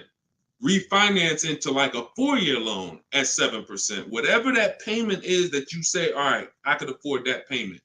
Because they're going to try to sell you on the low pay. Well, if you do 6 years, you could pay $300. Yeah, but you can always pay it off earlier. Don't fall for that. You want to make sure you look at what's the lowest, shortest term with that new interest rate, so you can get that loan out of there faster. Okay? That's how you do it. Good question. Shoot the next one up, Dolan. All right, so this one's from YouTube. Milton. So back in 22, I purchased my dream truck. 2023 GMC Denali, brand new. I don't depend on trading it, and my monthly payment's $1,095. Let's not forget the truck is $83K. Am I paying too much money. Well, I don't know how long the loan is. So you could be paying $1,095 for 8 years. You could be paying $1,095 for 5 years. You see what I'm saying? So that's why payments are not always the important payments. How much did you pay for the truck? You understand? See. It's the price of the vehicle that we focus on, not with leasing. I don't want to see what you got to be. And this is why I want you to have my book, or you got to be locked into what I'm saying, because I'm talking to a lot of different people on here, and your scenario is not another person's scenario. So you can't hear what I'm saying when I'm talking to Milton about purchasing and think, well, I'm shopping for a lease. He said, don't focus on payment. No, different. Okay. So when we're talking about purchasing, the most important thing is how much we paid for the asset. Now, I don't know what you paid, and I don't know how well you shopped. I don't know. So there's no way. And here's the thing. The way we buy cars is by design. We don't know. When you start getting bids and it's done, I'm going to just assume, let's just say, I'm not going to look at your deal and dissect it, because I don't have enough information to do that. And plus, if the deal wasn't good, what good is it me what good is me? It's your dream truck. What good is it me? I mean, what good am I going to do telling you overpaid for it anyway? So let's not ask questions that could lead to hurt feelings and long-term remorse for our dream truck. But for the rest of you who are shopping, and for the future, because Milton, your family's going to shop, you're going to shop again in the future. The way you've been taught to shop guarantees you never have price assurance. Price assurance means I don't have to ever ask if I could have paid less, because I got bids. Negotiator, if you're not a good negotiator, type me in the comment section right now. Deshone, I'm not a good negotiator. I hate it. I don't like it. I'm an introvert. It's not for me. I feel like I always get the losing end of the stick. I just feel like, people take advantage of me. I'm too soft-spoken. Whatever reason. All right, Susan, I see you. All right, Christoph, I see you. All right, Jay, I see you. Okay, so when we look at negotiating, I'm a good negotiator. I did it for a living. But one thing I know about negotiating, why I will never shop this way, and I don't want you shopping this way, is because you cannot get price assurance. You can't guarantee you pay the lease price when you're negotiating one-to-one. When you go into the supermarket and you see you're getting spaghetti sauce, there's 7-10 companies trying to sell you spaghetti sauce. They're all like, hey, hit me this week, Prego, I'm on sale. Vitellini, I'm on sale. Hey, Ragu, they're competing. Everyone competes for our business except car dealers. Everyone wants to compete. So the reason why we can spend money on these other items and we never have buyer's remorse is because we've seen so many options. Y'all get it? We've seen so many options. I knew I didn't overpay. If I told you right now, you got to go buy a 100-inch TV and you got to guarantee you don't overpay for it, you're going to be like, Deshone, I can do that. Why? Because you know where to go. I'm going on this website. I'm going on this website. I'm going on this website. I'm going to guarantee I get the best price on the TV. I'm telling you, bring that same thing to your car shopping.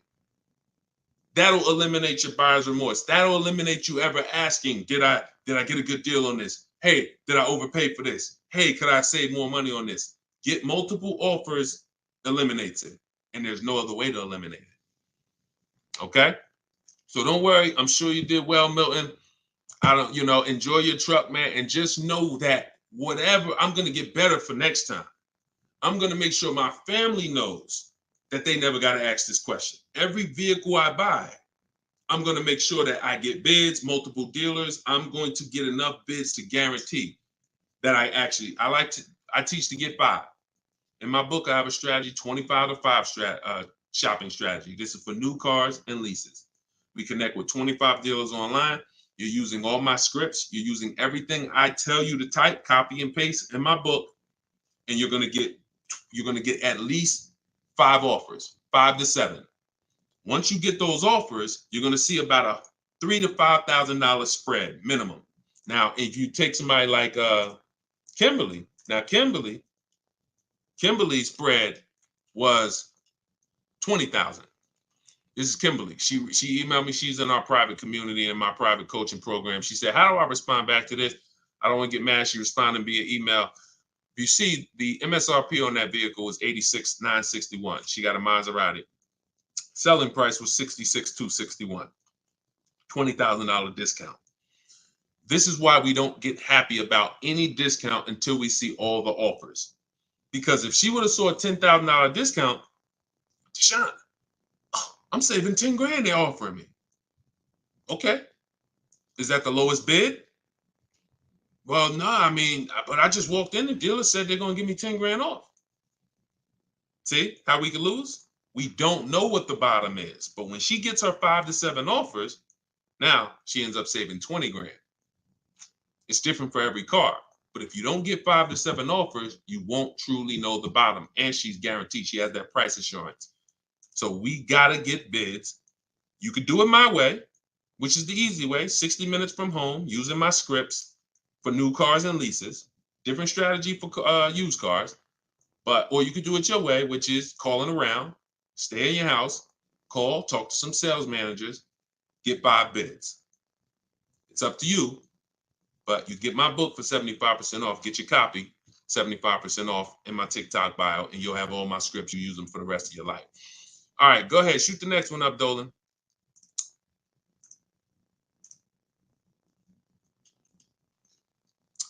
This one's from TikTok. It's 2024. What year should you be looking for if buying? Doesn't matter. You know, your question is new car or pre-owned car. If you're buying, that's a budget issue. In my book, I talk about something when you get to a values question, because some people, you can only get what you want and need in a pre-owned car for your budget. Some people, you can afford both. And you're like, Deshone, I got a budget. I can afford both. I could get a new one. I get a used one. Which should I get? That's a values thing.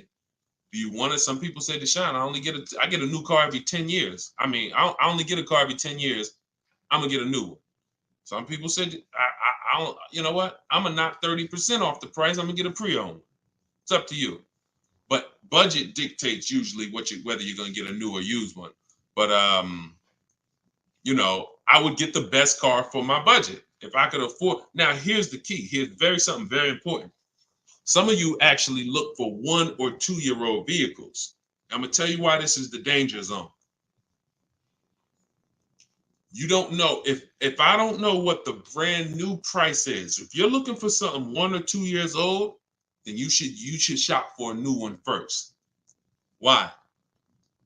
You're typically not going to have enough inventory to look at to really get a good gauge. When you start seeing my stuff, you'll see, when you hear me talk about looking at options, multiple offers, multiple options, you'll see we're looking at lots of options very quick and making our decision. When you have only the only way dealers get pre-owned cars is someone trades it or they buy it off lease. And the average time, not many people buy a car and turn around and trade it in a year. So you're going to have a hard time finding a 1 year old car. You might not a lot. You'll find a lot of them. You won't find a lot of them. And when there's not a lot of them, what does that give us? What is the potential for it? Overcharge. If the dealer knows there's not a lot of them, I might overcharge you. Now, here's the problem. Here's why you must shop for a new one first. Let's say the brand new market on that vehicle is my best offer. I could save 5-6 grand. Let's use a vehicle that has like $6,000 in rebates and I end up saving 10 grand. If I could get a new one and save that kind of money, $40,000, and I end up buying it for 32, 33, whatever, 34. Now that's going to dictate the market, because some people will look at that 1 year old one for 32 and be like, okay, I like that price. That's a problem. That's a problem. Because why the heck would I buy a 1 year old one for 32 if the new market is I could get a new one for 34, $2,000 more, I get a brand new one. This only happens when we're looking at cars that are very new, 1 or 2 years old. If you're looking for a 3-year-old one, there's going to usually be lots of options, lots of inventory. 4 years, lots of options, lots of inventory, and you don't have to worry about that. Cool G said you answered my question. That's typically what happens, because a lot of you in here, although there's a couple scenarios, a lot of you in here, you got to realize your scenario is not unique. You have thousands of other people who are in the same exact scenario as you. So if you stay on long enough, you'll usually hear somebody ask a similar question, or you'll usually hear me answer a question you would have asked. But yeah, that's the first thing I would say. Focus on,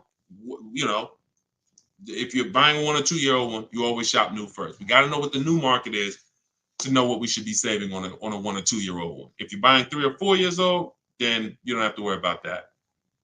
Go ahead. Shoot the next one up, Dolan. Instagram. I always think I get a good deal, but then I don't. Bids. You eliminate this with bids. Look, I wish I was coming into your life to tell you you're doing okay. The fact is, most people are not, because you don't have price assurance. And price assurance gives you when you don't have price assurance, you have potential for buyer's remorse. Aside from the car. And I know this. Look, I'm a nice guy. I consider myself to be a nice guy, but I'm in the bad news business, because I'm not meeting you telling you you're doing good and then, oh, you're doing so good, but I want to help you do better. I'm meeting you telling you that 99% of what you've learned about buying cars, leasing cars is wrong. And not only is it wrong, it's cost you thousands of dollars already. Now you get to decide from this day forward, are you going to change the trajectory of the finances that you pay for cars? You get to make that decision. But you got to admit you need help. You got to admit you're not doing as good as you would have hoped you were doing. And if there was 80 people out there teaching what I teach, then God bless, that would be a shame if you didn't tap into one of them. There's not. I'm one of the only ones that teach in this way. A lot of the stuff that I teach, I created it based on math and looking at thousands of scenarios, leasing scenarios, buying, people who buy their leases and creating and seeing where these people get jammed up. And now that information is available for you now. But in order for you to actually win, you have to admit that I need that. So if you think you're doing bad and you're like, yo, I'm done doing bad, this guy is here. He helps people. He's got proven track record. I got over 2 million followers on social media.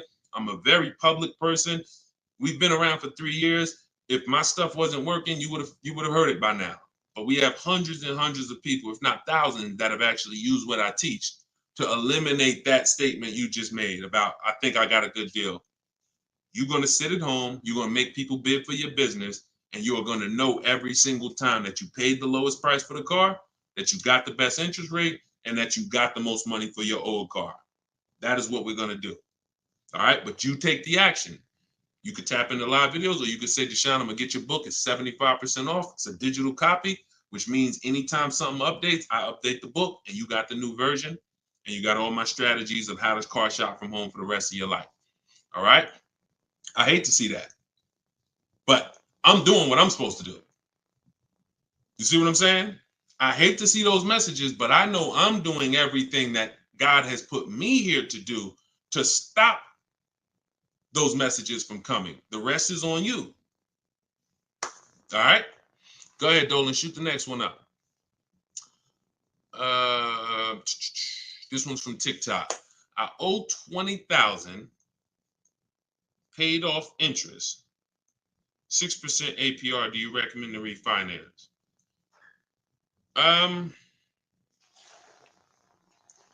Depends on how low you could get. You know, rates are pretty high right now, but you know, I mean, maybe you don't go through the hassle of refinancing to save, you know, half a point. You know, that's tough. If you can't save a good amount of money refinancing, can't drop your, you know, but at the same time, money's money. So if I could save 1 point, that might save me $500 on my loan. 1 point on my interest rate might save me $500. So, I wish it was a site that shopped. In fact, we maybe in the future there will be. We're working on creating something like this where you actually can have these banks just automatically tell you through a soft credit approval what the rates would be, so you don't waste your time. But that's tough, especially because we're in a season right now where rates are high. So I mean, you might find out that you based on where rates are right now, that's actually a pretty good rate. In which case, it wouldn't make sense to refinance. I wish it was easier. Trust me, some stuff I wish was easy. The products don't exist. The websites don't exist. So anytime y'all see me talk about stuff like that, it's because these things don't exist yet. And one day we hope to create them. Go ahead, shoot the next one up, Dolan. Great question. Great questions today. Absolutely, Matt. Yes, it would be great. That's why we're working on creating it. Okay. Yep. Come on, keep typing. We got a good we got a good amount of time left. We're going we'll probably stay on for another 15-20 minutes or so. When is the next time? Oh, when is the best time to purchase a car? Eric, I'm grateful for this information. My pleasure. That's what I'm doing. And listen, shit, look, could y'all run the likes up on TikTok? Tap the screen. If you're getting value out of this, before we answer this question, if you are getting value out of what we're talking about right now, type a $sign. Type a $sign if you're getting value out of what we're talking about. Y'all gotta understand something. Your people are out there suffering. They're losing. Look, in a nice way, I'm telling you, and you are saying to yourself, the more you hear me talk, the more you're saying to yourself, Dad, I've been doing this thing I've been doing this thing wrong. You were taught that. So you saying to yourself, if I haven't been doing half the stuff Deshone is talking about on this broadcast, I could only imagine how much money it's cost me. That's all going through your mind. That's fine. But you're in a place where you can now take action and change. Your friends are out there right now at car dealerships losing. This broadcast doesn't grow unless you tell them. Unless you tell your coworker, hey, you buying a car? Hey, you go to Deshone the Auto Advisor page. He does these live shows. Get your questions answered. This is where we have to get to. This is where we have to get to if we're going to really make a change besides, changing our own bank accounts. That's the goal, but then we go and we help others. So I'm glad to see a lot of people getting value. All right, so let's do this. Let's answer this question. This one's TikTok. When is the best time to purchase a car? So this is marketing. Marketing wants to tell you there's a best time to come in. Now, imagine you own a business where the customers are so trained that they come in the same time every month, no matter what. That's the end of the month. So the car business has, through years and years of marketing, told you the end of the month, the end of the year, best time to buy a car. Imagine that. You got a barbershop and everyone knows end of the month come in, you just get a line out the door. But the fact is, there's no better deals being done that day than shopping multiple offers throughout the month. Here's why. They've told you, well, dealers want to make their numbers. Well, dealers are trying to make their numbers from day one. And when they see, we used to look up sometimes and we knew we had to do 250 cars for the month, 325 cars for the month. We look at the books, it's the 9th of the month. We only got 30 cars sold. What do you think is happening? We're getting a little nervous. We're not pacing to hit our numbers. Opposite end, I've seen months where we are ahead of schedule. What does that mean? We might hit our numbers on the 27th of the month, the 26th of the month. It doesn't matter. The best dealers are trying to hit their numbers throughout the month. So when it's the 9th of the month and no one's in the dealership and no one sold the car today and this daggone tumbleweeds going through the showroom and everyone's praying for a customer, What do you think happens when a person reaches out then and says, hey, I'm looking for a car? But marketing tells you otherwise. Marketing says no matter what, coming at the end of the month. So there is no best time to buy a car. Here's what I would tell you. There's a best time to be in the market. In my book, I teach something, and I always teach this: 2 dates. Your no later than date and your as soon as date. No, as soon as date is the soonest day you can accept a deal. The soonest date you can accept a deal, that we call that you're in the market. That's step 5 in my book. In the market, looking at offers on websites, ready to take an offer down if it looks good. If a bid comes in and it wins, we're in the market. We don't do that until we can accept an offer. Now, once that's done, once we've established our as soon as date, we need to ask ourselves, what is our no later than date? Your no later than date might be end of the year. You might be saying, I got a kid going to college. I got to get a car by the time they go in the fall. You might be saying, I get a car by end of this month. That's your no later than date. Now, the time in between those 2 dates, that's our leverage. Because this is how long you can say no. This is how long you can look at offers and say, no, sitting home, using the way I teach you, look at used cars, look at the used car market, look at the new car offers, look at the lease bids you're going to get, the quotes you're going to get. No, you know what? I'll reach out next month to see what the programs are, because programs change every month. Used car trends change every month. So when you're in the market early, there's so many benefits. Car not coming for 6 weeks. I want a black car. It won't be here for 6 weeks. A person who's coming in the dealership today and they need a car today, they can't get that car. You can. So being in the market early allows you to establish contact with dealers. If you're shopping for a new car or lease, establish contact, get bids, look at offers, say, you know what, I'll follow up next month. It also allows you to be top of mind when somebody's sitting in their car dealership and they're like, look, all right, y'all, we're behind on the numbers. Anybody who makes us a reasonable offer today, we're accepting it. Now, every salesperson goes and looks at who they've been talking to, who couldn't get them to buy with the first offers. They couldn't get them to buy when they was trying to take shots. Now they're like, okay, hey, look, hey, Chris, man, are you still in the market? Look, I could do that deal now. Hey, we need a deal.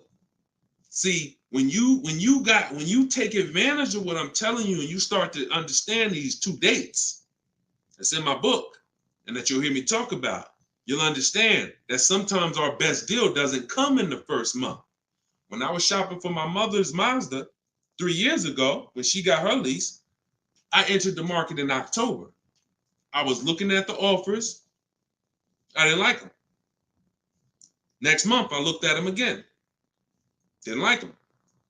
December came. Dealer I've been talking to said, hey, this is the new programs. Hey, I got this car. This is what I could do. We got a deal. Couldn't do that if I waited until December to come into the market. Couldn't do that if in October, I needed a deal. So there's no best time, in my opinion, to shop for a car because, as I said, beginning of the month could be a great deal. End of the month could be great. Beginning of the year, when you're talking to multiple dealers, somebody's going to say, I need to sell a car immediately. That's why we do this from home. But the best way to buy a car, in my opinion, is to know these 2 dates and to use that time in between those 2 dates as your leverage to say no. All right? Look, I can't give you short answers. Look, I'm gonna put that one up. We're gonna go to that question now. We're gonna go to this one on Instagram now. But understand, this is why we have been losing short answers for major 5-figure items. Gotta give you the long version. Because once you learn it, once you see this is repetitive, Once you get one car, two cars using the cars from home strategy, you're going to see. See, that's why when the first time you use this stuff that's in my book, first time you use the car from home strategies, whether you're using them manually or whether you're like, Deshone, I want to use exactly what you say, your scripts, I want to do it your way, doesn't matter. Once you see, I do this over and over. Your first deal might take you 90 minutes, two hours, because you're just learning which websites to go to. We don't go, if you don't see me say go to this website, don't go to it. It's a waste of time. But once you see, you're gonna be like, okay, rinse and repeat. You'll go from getting cars in 2 hours to 90 minutes from home to 60 minutes from home to me, I can get any car I want. I can find out the best deal in 45 minutes. Copy and paste, copy and paste. My Infinity truck I got took me, once we decided what we want, I spent no more than 60 minutes online to make sure I got that vehicle, save 42% off the price when it was new, 3 years old. So this doesn't take you long. That old way that you were programmed to use, that takes you a long time. That's headache. This is 60 minutes from home. That's what I want for you. Go ahead, shoot the next one up. Shoot that Instagram question up, Dolan. All right, how do I get quotes from car dealerships to take with me to take in my lease? I will be leasing another car. This is without having a credit check run. Yep, we never need a credit check to get quotes. Now, some people will tell you that. Now, if you're at home, then you'll see when you're at home, there's a script that I use when a dealer says they don't do something, and we require all our customers to be here to get a quote. Okay, well, I'm talking to a couple of dealers. No one else has said that. Should I remove you from the list? See what I'm saying? You're gonna see when you're using Deshone scripts, you saying what I would say. you see what I'm saying? So if you are in a dealership, I can't help you.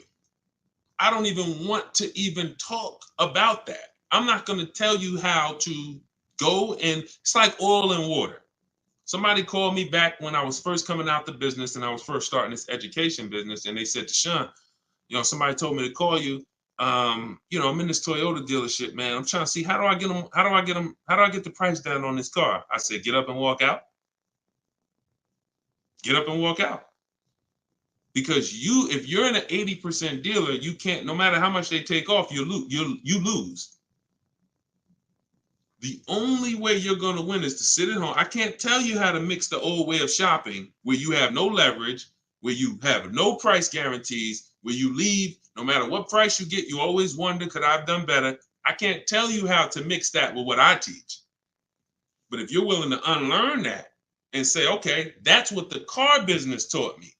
That's what I learned it from my parents. That's what the car business taught my parents. But no, we're going to do this. I'm going to use what Deshone teach. This is a car salesman, 14 years. Now he's educating us from an insider standpoint. You come out of that and you sit at home and you call and you could do it manually. You could do it manually. I can't twist anybody's arm to get this book for $24. But if you're going to do it manually, realize there's people trained and you're going to talk to them, which means you got to be aware when you talk to them. That's why I say only ask for sales managers. Only ask for sales managers. Because if you try to do this with salespeople, some sales managers will make it hard, but you got a better shot. But you need to get 5 quotes. Doesn't change because 80% of dealers are overpriced. Now, my way, in my book, I teach something called the 25 to 5. It's all online. So we're contacting 25 dealers through their website, and we're having conversations with usually 7 to 10 of them, copy and paste scripts you're using, and you're keeping the conversation moving forward. Our first goal is to see who has a car I want. Before I even talk to you about anything, I want to see out of this 25 dealers who has a car I want. Second thing I'm going to do, once I identify who has a car, I'm going to request a quote. But I need to give them everything they need to quote me. I need to give them my zip code so they can run the tax. I need to give them what I do for a living to see if I qualify for any rebates. I need to give them what cars I have in my household, whether I own it, lease it, own it outright to see if I qualify for any rebates. I need to give them my my soon as date, my no later than date. This is all copy and paste in my book. So the reason why some of you have a hard time shopping online is because, one, you're dealing with trained people, and two, you don't know what information to give so that they could even give you a quote. So if you're giving, so my book, you're using copy and paste, and we're never talking about credit. It's not even a question. In fact, one of the things we say in one of my templates is assume tier one. So we're assuming tier one, getting our offers, and then we are not letting anyone run our credit. This not just for leases. This is for everything. No one is running our credit until after we've agreed to buy something. We're telling them assume tier one. If I don't qualify for tier one later, we'll talk about that later. But I want to see the price. Tier one, I want to see the price. And that's what we do. But never let, if you only way you'll fall for that is if you're in dealerships. Oh, I need to run your credit. You know, we can't give you a quote. You run into the wrong salesman who don't care. He'll say anything. She'll say anything. Well, I just can't, we can't give you a quote. We don't know what you're going to qualify for. Yeah, you could assume tier one. Yeah, but we had people come in and say assume tier one and they just mess it up. So we like to not quote without a credit. You're in the wrong dealer. You see what I'm saying? These people are by design. We're trying to run them out of business. When more people, this is why we're trying to get this broadcast out. Because until more people start shopping online, they're going to continue to do that stuff.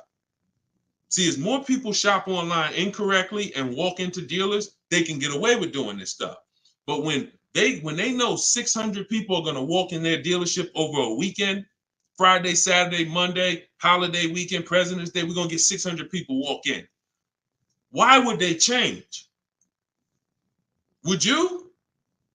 Unless you're just a person of ethic, why would you, if you got a business with 600 people come in the door, why would you change? But when we start shopping online and that 600 goes down to 400, and then that 400 goes down to 200, and they see that, we used to get 200 inquiries online. Now we're getting 700 inquiries online. Now everything's gonna move to we gotta do this online thing properly, or we're not gonna sell cars. That's why the future of if you really want to enjoy car shopping, you need to tell friends about what we're doing. Because the more people that shop the old way, it hurts us that are shopping this way. Doesn't stop us from getting great deals. We just got to continually weed through these car dealers because they're like 80% of our people coming in shopping the old way. So, all right, go ahead, shoot the next one up, Dolan. Great questions today. All right, this one's TikTok. I want to buy my sister's car lease after it's done in July. Is that possible? Nope. Your sister, I'm gonna tell you why. This is a common question. Some people want to buy, some people want to, buy their lease and give it to their family member. The family member can't buy it directly because only two people can buy a lease. When you buy your lease, there's only two things there's only two types of payoffs.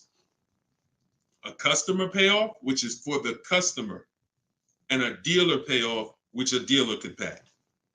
That's it. There's not a third part. So what would happen is they would have to buy the car and then sell it to you. And if there's a loan on it, that's going to be, it's going to take a little time. It's not impossible. It's essentially a private sale. They're buying it, paying the loan, going to buy the lease out, and then they're going to write up a purchase order, and you're going to get a loan. You're going to have to get you're going to essentially have to get a private party loan to buy that vehicle from them, when you could just go and learn to get your own great deal on a used car. See, why, if it was easy, then go do it. No problem. Buy my sister lease. But if I just told you that it's not easy, it's a lot easier for you to just learn to get your own great used car deal, then that's what you should be doing, in my opinion. Because that other way, I just told you what it's going to take. All right? Go ahead. Shoot the next one up, Dolan. All right. Keep them coming. We got a couple more minutes. Let's go. When will you be live again so I can inform my people? Mike, we're working on getting a link in my bio where you could actually just go to that link and get a notification. You'll see it on a calendar. Hopefully we'll have that by the end of the week. And you'll be able to just be aware. Right now, only the people on my email list are going to be notified. But yeah, hopefully in the next about a week. Hopefully in the next couple of days, we'll be able to have that. Where you'll be able to see the calendar and join. All right, so just stay close. Stay close. This is all stuff we're optimizing day by day. Every day we're optimizing this, so just stay close. All right, go ahead. Go ahead, Dolan. All right, TikTok. What if I buy at a lower interest rate with a longer term, but make extra payments monthly? I mean, if you have the discipline to do that, I think if you, I teach something called the rule of 72 and the 10th birthday. What does that mean? We don't take a loan longer than 72 months under any circumstances, and we have the car paid off by the 10th birthday. So we're not going to take a car that, give you an example, and why does this rule exist? Because I've seen all the bad scenarios that I've seen, or most of them, exist when people have loans on a car that's older than 10 years, or they have a loan that's longer than 7 years, 8 years, And so when you typically have a car that is, you want to get to a point where the car is paid off so that you can put money to the side for incidental emergencies, repairs, maintenance. If it's 7 years down the line and you're still making a car payment, especially if you bought a used car, the car is, 11, 12 years old at this point, you typically could run into issues. And also we don't have any, it's a lot of people on here. Would anybody on here take a 50-year mortgage? Would anybody on here take a 50-year mortgage? Anybody? No, I see. No volunteers for the 50-year mortgage, right? Why? Why? Because you already are aware. You see that? Every one of you said no way. Nope. You already are aware that when it comes to home buying, there is a limit. You're trying to force this. You're trying to force yourself into this house if you got to take a 40-year mortgage. 40-year mortgages are available. 50-year mortgages are available. But we know it's inherent already that if we got to take a 40-year mortgage or 50-year mortgage, we can't afford that that house. We don't have that for cars, which is why I looked and I said, okay, super conservative people take a short loan, 3 years, 4 years. You typically, there's not enough data that proves that you need to take a loan that short to actually avoid problems. You pay a little more interest, 100%. So you always take the shortest loan you can afford, but I'm talking about problems with the vehicle. I'm not talking about interest. You got to combine what the nightmare stories is not, I paid on a car for 6 years and I paid that much interest, because interest can be fixed with refinancing. The nightmare story is my transmission's having problems and I still got 2 years of payments left on the car. Car's in the shop and I still got a payment. If you've been in that situation, you understand how car's in the shop right now, can't drive it, and that bank wants their payment every single month. We're trying to prevent that. And we're trying to prevent you getting to a point where you can't put enough money to the side to make sure if God forbid something happens to the car, you have the money, you have the cushion. So we use a safe marker, which is 6 years. But we combine that with the age of the vehicle, because I've seen people buy a car knowing they can't afford it, but they're buying an older one. Deshone, I want to get that BMW. Deshone, I want to get that Jeep, that new Jeep. Deshone, I want to get that whatever. Okay. But the one you want, in order to get it where you want it at, you got to take a 7-year-old one. 7-year-old one, you need to pay cash for that vehicle. Why? Because what you're going to do, if you tie a 6-year loan to that 7-year-old vehicle, now that vehicle's 13 years old before it's paid off. So when that transmission goes, or when things start happening because the vehicle's 9 years old, 3 years, now nightmare. So I had to create these boundaries. You don't have to use them. You can step over them. It's okay. But now you know there's boundaries. See, I'd rather you know. If you get my book, you get your copy, you get your book, Cars from Home, you'll see full of boundaries. Full of boundaries. Strategic moves, strategic shopping, ways to look at car. Okay, when I'm buying a used car, I need to make sure the Carfax look like this. I need to make sure that boundaries. You've never had them. So if you step over them now, at least you know you're stepping over a boundary. At least you know you're taking additional risk. See, if there's no speed limit, how do we know we're speeding? Once they put, speed limit 65. Okay, now I know when I step over that, I'm breaking a boundary. So this is what we are bringing to car shopping. Based on horrible circumstances that we're trying to help you avoid. Like buying a car and then it breaks down and you still have a loan on it. So that's the thing. Rule of 72 on the 10th birthday. We don't take a loan more than 6 years, and we have to have a car paid off by the 10th birthday. So if we're buying a 5-year-old car, we can take a 5-year loan. If we're buying a 6-year-old car, 4-year loan. If we're buying a 3-year-old car, then we can take a 6-year loan. Not a 7, because we're not going past 6 years.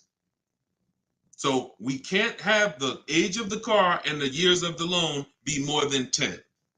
That's going to create a lot less risk. Now you said, Deshone, I can't get the car that I want with a 6-year loan. I can't get the car that I want. That means in our minds, you can't afford the car. You can do what you want. But at this point, if you got to get a 7-year-old car and you got to put a 6-year loan on it, you can't afford that car. You can go do it because you're grown. You can do whatever you want, but you're taking a lot of risk. And that's all I want you to know. So if God forbid something happens, or if it doesn't happen, you're like, man, I made out. That was a little risky. But if something happens, you can say, Dad, took a little risk and I shouldn't have. You understand? All right. All right, we're an hour and 22 minutes in. You know we could go all day, y'all. I really want to continue to. All you guys are chatting with a video recording. Slade, you see what I'm saying? This is what I call confidently wrong. You know what I'm saying? Person comes in. You know look. How you feel, Slade? How you feel? All right, so look, y'all. We'll wrap it up. I will see y'all on the next one. Like I said, in the next couple days, we should have a link in the bio where you'll be able to see exactly when we're live. Jump on.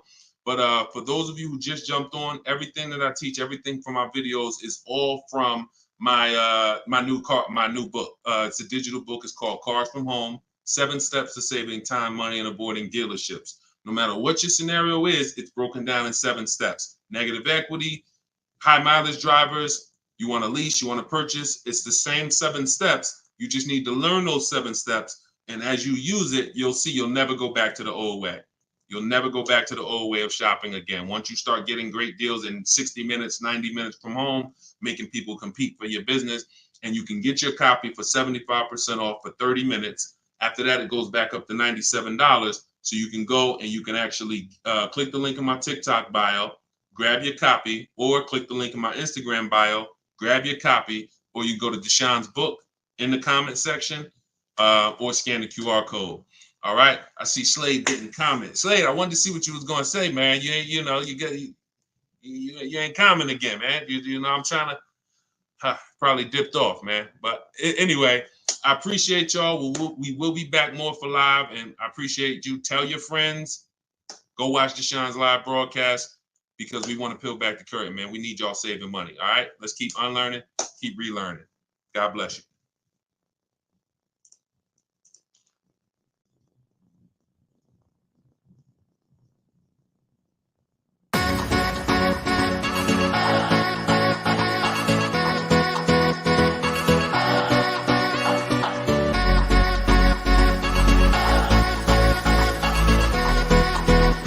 The worst possible thing you could say when you walk into a car dealership. I spent 5 years with Mercedes-Benz, 5 with General Motors, and the worst thing a person could say when they walk in is, if you could just get me to this payment, we got a deal. So your loan's probably still like 19, which means you got to pay to get out. You're upside down. It's called negative equity.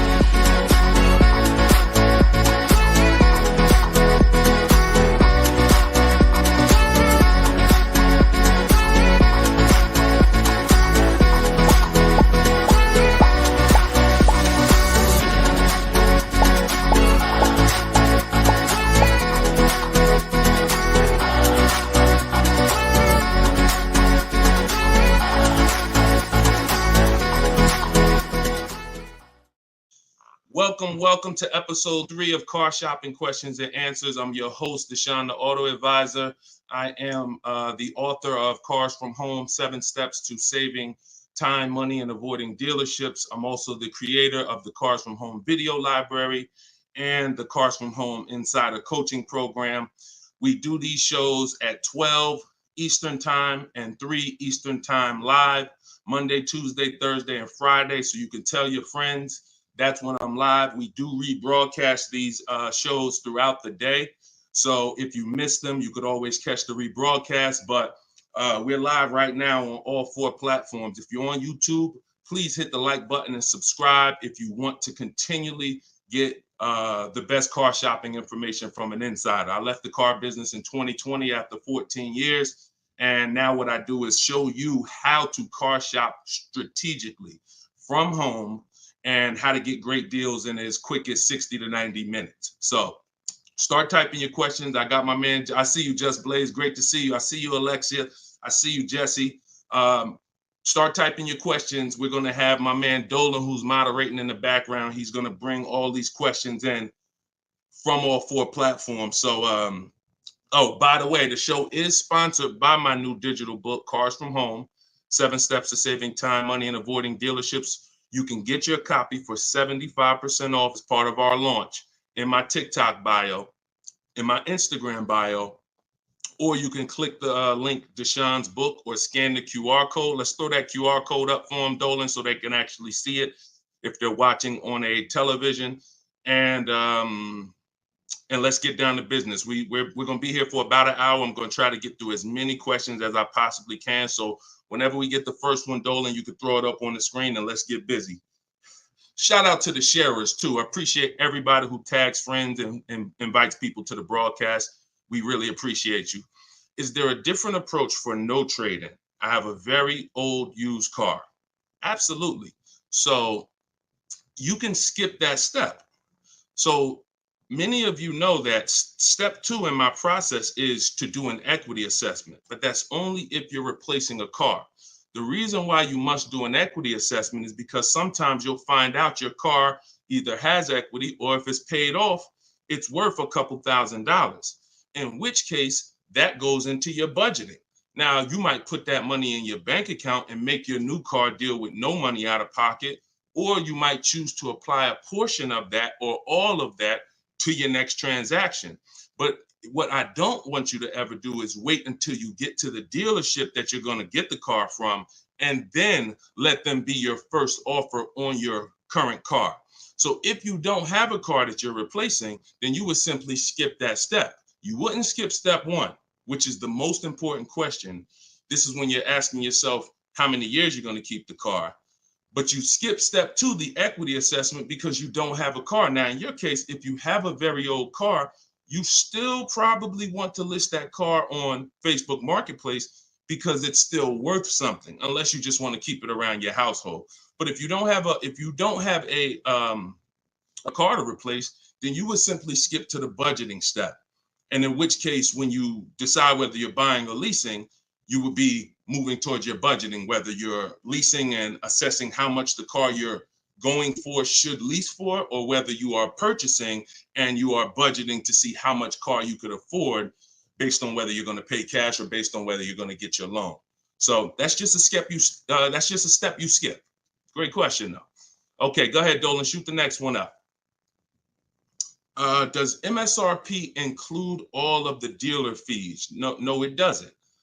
MSRP on a new car. Could y'all keep running those likes up on TikTok? Welcome to the new people.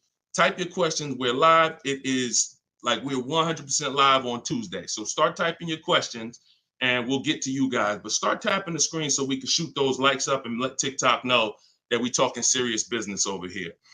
Thank y'all. I see y'all running them up. Okay. Does the MSRP include all dealer fees? So it depends on what dealer. Usually no, because 80% of dealers, as I say, we have about 8,000 people that we've worked with since 2021, between the people who've gotten my book and the people who've used the video library, the Cars from Home video library. We get people data from all around the country. And what we see is about 80% of dealers are overcharging you. whether they're not giving you the discounts that their competitors would give you, or whether they're marking the MSRP up with bogus fees that they will try to convince you need to pay if you want to buy from them.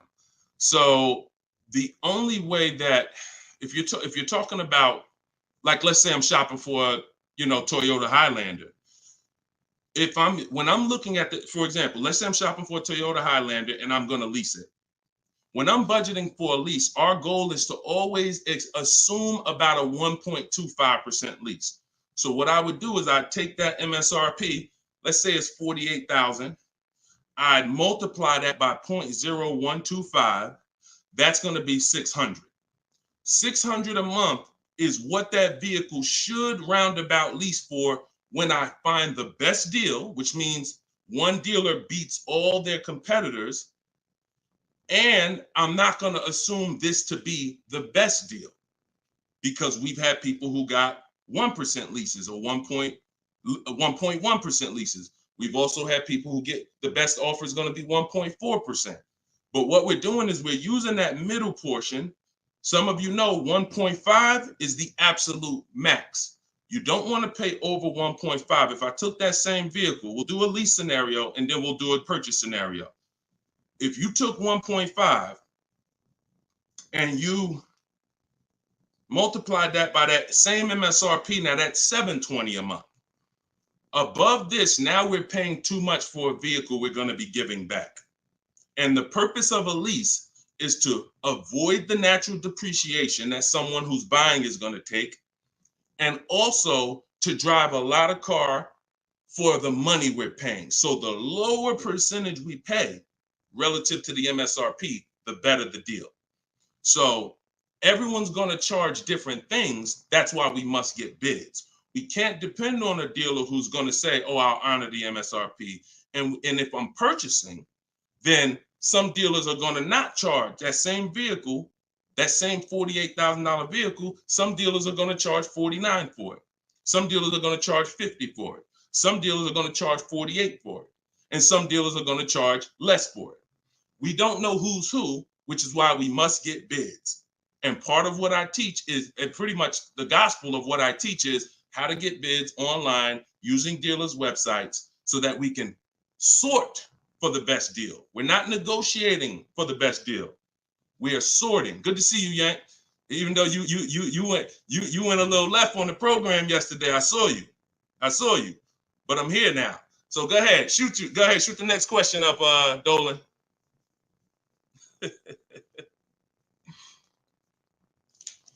Okay, this one's from YouTube. Brandon, I have good credit, but for some reason they always tell me I need a cosigner. How do I get around that? If you're purchasing, you want to control your financing first. So I wouldn't let the dealer tell. If you have good credit, what you should be doing is you should be purchasing your car, locking up your best deal, and then coming home. And this is for all of you. Who's going to be purchasing a car?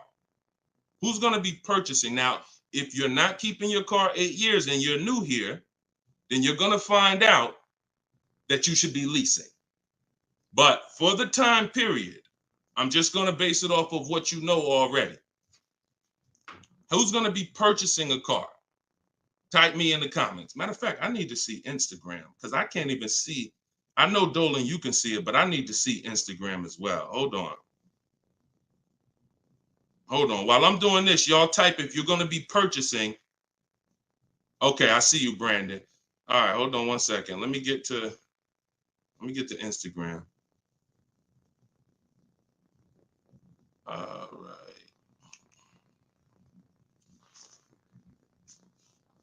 Hold on, give me 1 second. All right, I can see Instagram now. Hold on.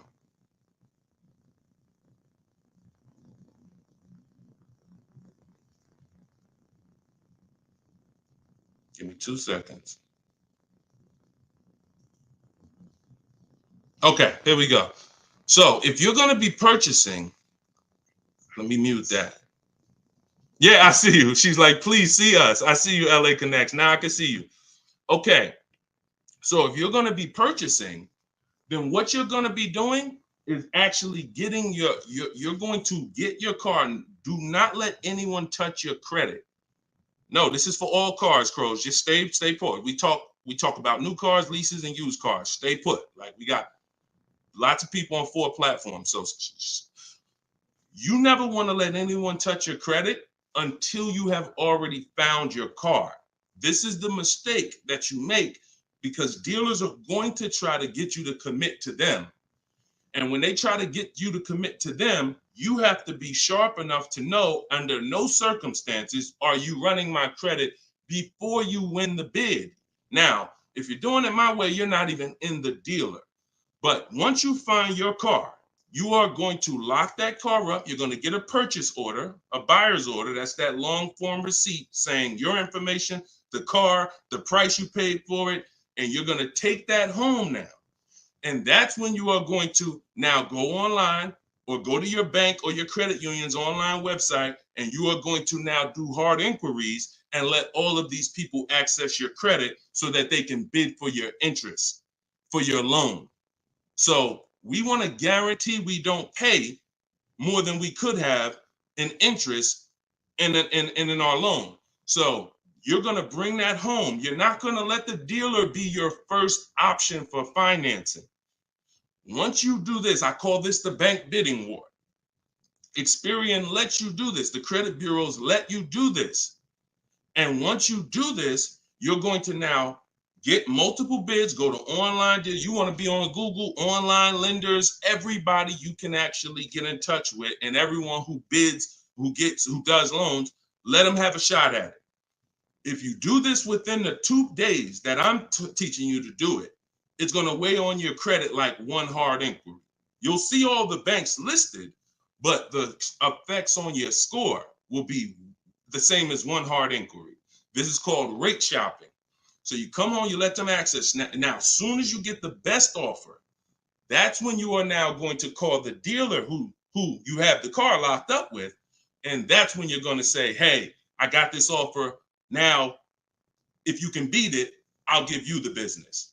Okay, that's how you do it. That's how you guarantee. And if you look at that process, it'll work every single time. And your goal is to make sure you never leave any money on the table with a lender. And if you do that with a dealership first, you're going to leave money on the lender and on the table, and you're at their mercy. That's the bank bidding war. All right, go ahead, shoot, and feel free to ask any follow-up questions. Go ahead, Dolan, shoot the next one up. This one's from Instagram. How do I get out of negative equity? There's 3 ways. 2 of them lead to a car, 1 of them don't. First is you do an equity assessment. The equity assessment is when you call the bank, find out your payoff. Once you get your payoff, you're going to go to, this will take you 20 to 25 minutes to do. Everybody who has negative equity, focus on this right now. You're going to go to CarMax.com, Driveway, Carvana, Kelly's Blue Book Instant Cash Offer. Do not use KellyBlueBook.com. Kelly Blue Book Instant Cash Offer. Our cars are only worth what someone's willing to cut us a check for. That's all they're worth.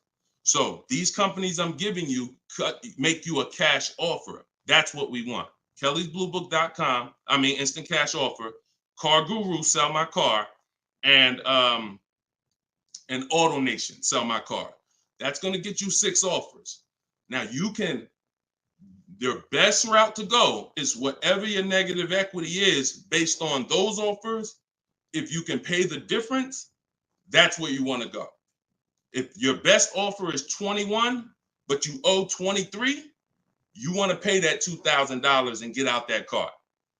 Because the second route I'm about to tell you is going to give you a greater amount of negative equity.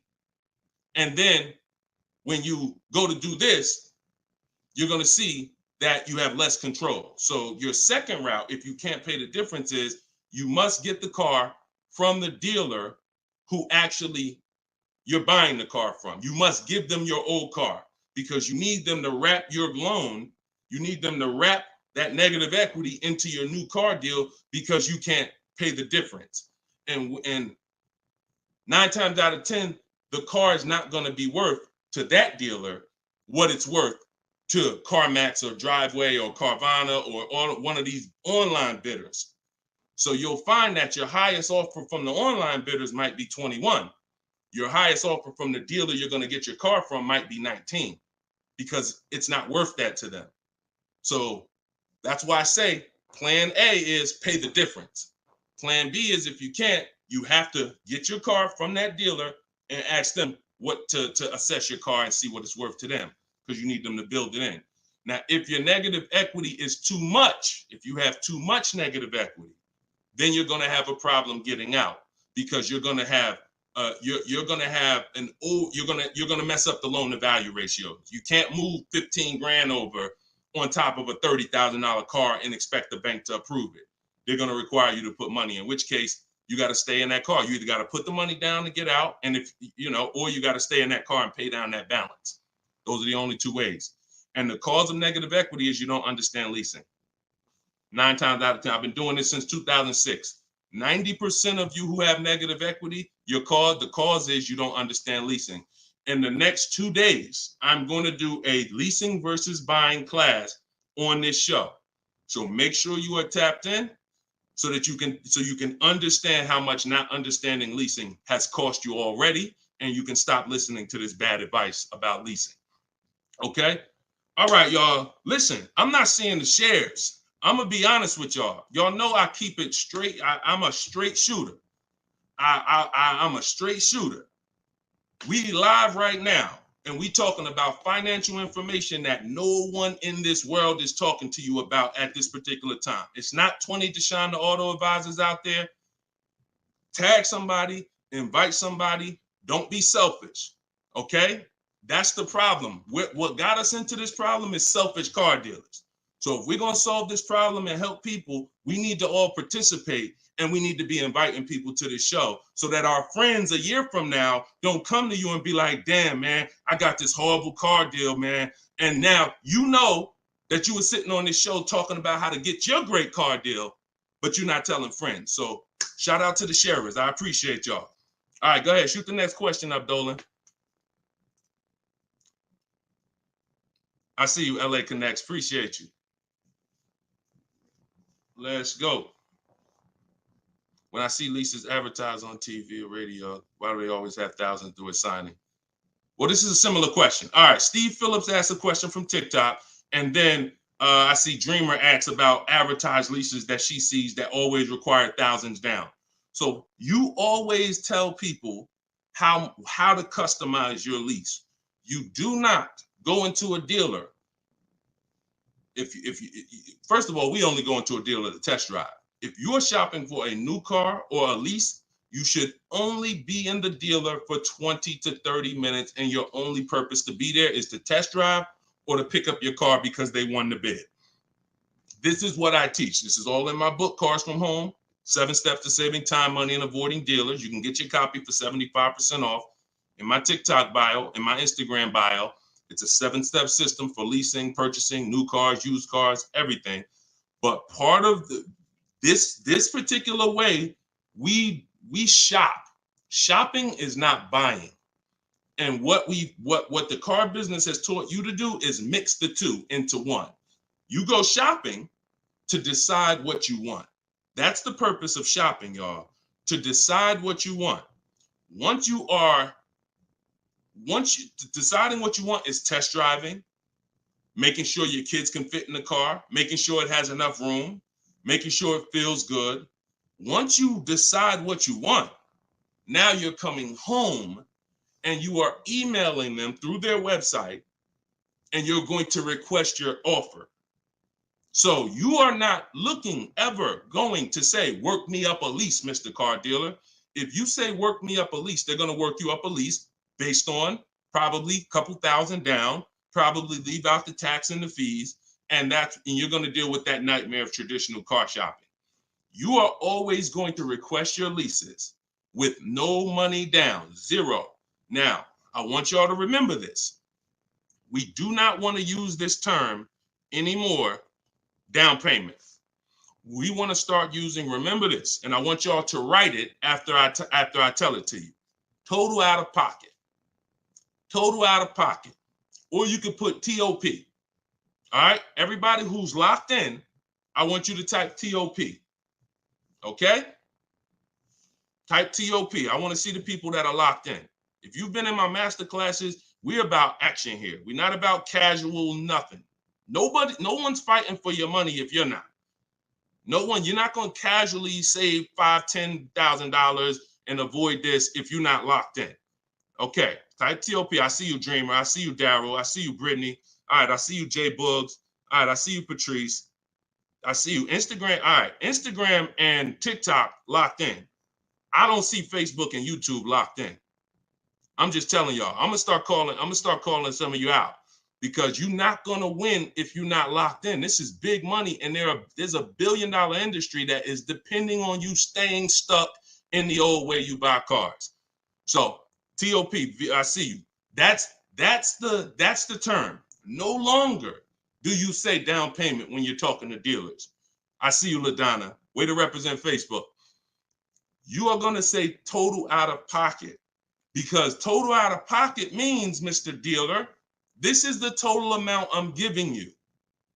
Down payment can be mixed up. Down payment can mean, oh, $2,000 down plus tax. $2,000, no, it's different than out the door more. That's a different term. There is a place for out the door price. But in this particular case, we are using total out of pocket when we are contacting dealers to request our offers. First payment is the only thing we are putting out of pocket when we're getting lease offers. So we are getting, it does not mean we're not going to add additional money later, but it does mean for the offers that we're going to look at, I need my first month's payment out of pocket, and then you give me your offer. What that allows us to do is divide that monthly payment into the MSRP of the car and get that formula that I was talking about 10 minutes ago, that 1% formula, that 1.2%, that 1.5%. You can only work this with first month's payment out of pocket. So we dictate how we want the quotes. And if somebody says, hey, 2,000 down, you're still going to come back to them and say, hey, please resubmit the quote to me with only first month's payment total out of pocket. See, car dealers, we understand those terms. We know what total out of pocket means, but what we're depending on is that you don't understand what that means. The 80% of dealers are depending on the fact you don't understand what total out of pocket means, and they can just flip it up on you. So that's what we do. It's not about advertisements. Let me show y'all something before we move to the next question. Get the next question ready, Dolan. I'm going to show you a deal that somebody in the Cars from Home library made, somebody who uses my stuff. Don't shoot it up yet. Not yet, Dolan. Hold on. This is Charles. Charles got a Hyundai Palisade. $48,000 vehicle, $48,595. We always request our quotes with 12,000 miles per year, always. If you're going to do, Deshone, I do 18,000. Then you're going to adjust your mileage after you find your best deal. You're not going to do quotes for 18,000, always with 12. And then once we find our best deal, then we're adjusting. But Charles got $597 on a $48,000 vehicle. That's all he gave them, $597. So if he had depended on advertisements, he'd never get this deal. Hyundai Palisade like that, that's probably $597 with $3,000 out of pocket plus tax and fees. What am I trying to tell you by showing you this? Great deals are not advertised. Great deals are never going to be advertised. Great deals are made in the background. No one knows about them. Dealers don't even want to make them. They're sitting there saying, hey, listen, can you get them? They talk to the salespeople. Hey, can you get them to come up a little more? Can you get them to pay another, $50 a month, $40 a month? Can you get anything out of them? No. All right, go make the deal. That is what a great deal is. Not something that you're going to see on commercials advertised to hundreds of thousands of people. So forget about commercials. Commercials are for people who don't mind overpaying. People who shop for deals the way I'm teaching you to shop, our deals are never going to be advertised. In fact, when you go pick up your car, they might tell you, listen, Listen, I'd love for you to send me some friends, but don't tell them what you're paying, because I can't duplicate this deal. This deal, I can't, I don't want to do a deal like that. So that's what we do. We customize our quotes. We don't let other people customize them. And you can do deals with no money down all day long. Go ahead, shoot the next one up, Dolan. Great questions so far. Let's go. Keep the questions going. Let's go. Listen, right now, we got at least another 45 minutes. We're going to get through as many questions as possible. So let's go. This one's from Instagram. How can a person with not great credit get a good deal? You got to understand, if you don't have great credit, the only thing you should be overpaying for is interest. You got to separate your car from the loan. Your bad credit or your not perfect credit is between you and the person lending you money. Not between you and the dealer. Not between you and you're sitting around and you've been in a car dealer. Who's experienced this? Matter of fact, don't say if you've experienced this. But I know some of you have, and I know, millions of people have. You go in at 9 a.m. to the dealership, you find your car, you don't have great credit. Now you're sitting there and you're waiting for hours for them to get an approval. You see people driving out with their new cars. Some people saw you walk in with them at 9:30 a.m. They done left at 12, 1 o'clock with their car. You still there. This is mixing the car with the loan. We don't want to do that. You got to separate the car. So the car is one thing. That's why we always want to make sure we're getting the car at a great price. You shop independently. You use a company in my book, I recommend Limbuzz for people who don't have great credit. But Limbuzz is going to require you get a good deal on the car, because you can overpay for the car and then you can hurt your ability to get the loan because you're overpaying for the car. So you must make sure you are using strategy, shopping multiple offers. If you're shopping for a used car, we could talk about that depending on if somebody asked the question. If you're shopping for a new car, whatever you're shopping for, you must make sure that you find the dealer who's going to sell it to you lower than anyone else. Now, once you find that, you're going to independently have your financing. And if you don't have good credit right now, one of the companies I recommend is Limbuzz. And Limbuzz will usually approve people that a lot of people won't approve. They work with a lot of people who don't have good credit. And then your financing, if you pay 18% interest or 15% or whatever it's going to be, that's between you and the lender, not the dealer. Does that make sense? So we must separate our transactions if we're going to win. All right? We must separate. Go ahead. Shoot the next one up, Dolan. Oh, and one thing. Here we go. I need to purchase a car in less than 2 weeks. Trying to determine lease or purchase. Easy. Who wants to know beyond a shadow of a doubt whether they should lease a vehicle or purchase? Type me if you're just like, Deshone, I've heard this, I've heard that, but I really want to know what's best. All right, All right, I see you, Tavy. I see you, Veronica. I see you on TikTok. TikTok is commenting fast. I need Instagram. All right, I see you, Patrice. All right, I see you, The Well Life. Perfect. All right. TikTok and Instagram is on point. Facebook and YouTube, y'all got to type fast to keep your hands by your keyboards. All right, Terrence. Okay, so here is the determining factor. In my book, I teach 7 steps. To 7 steps. It doesn't matter.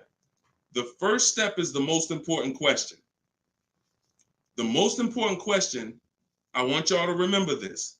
It's tied to something I created called the 8-year rule. The most important question is, and I want you to answer it, for everybody shopping for a car, or if you will be, how many years are you keeping your next car? This is the first thing you ask yourself. This is the first thing when your family is looking for a car, your son, your daughter, your spouse. The first thing you're asking yourself is, how many years am I keeping the next car? So answer that question. What you're going to see is you're now, if you're learning from me and you're going to use what I'm teaching you, it's going to be a system. We're not winging it anymore. We're not randomly shopping and doing things based on, all right, I think I should do this now. I think I should do this now. My book, all of this is in my book, Cars from Home, 7 Steps to Saving Time, Money, and Avoiding Dealership. You can get yours for 75% off in my TikTok bio. It's normally $97, but for 30 minutes, you can get yours for 75% off. You go to my TikTok and Instagram bio. So I see you, Latasha, 5 to 6 years. Tavy, 5 to 6 years. All right, Crowsman, till the doors fall off. Okay, the well life, 6 or 7 years. Everybody answer that question. 8 to 10 years usually. I see you, Terrence. Brandon, Steph, 10 to 15 years. Okay, just bought the book. Hey, congratulations. Use it. Enjoy it and use it. Well life. You're gonna love it. And make sure you write me with your success stories. When you get your car, send me the deal. Congratulations. So 5 to 7 years. So now remember this, and don't try not to say something abstract. Like long as possible, that's too abstract. Like years. What's our goal? 8, 10, 15 till it doesn't drive anymore. Whatever. We want to get a clear picture. Here's why. This is going to be your first step from now on when you are car shopping. Asking yourself this question. We're still on the overall question, which is, should we lease or buy? That's the question we're on overall. Now I'm going to show y'all something that's going to help you understand why we asked this question first, and it's the depreciation scale. So I'm going to use this for you to understand. When you buy a car today, if I put a $30,000 car outside your house right now, if you didn't drive it, you don't drive it 1 mile, is that car worth $30,000 a year from now? You never touched it. You never touched it. Is that car worth $30,000 a year from now? Exactly, Dominic. No. Okay, Veronica. No.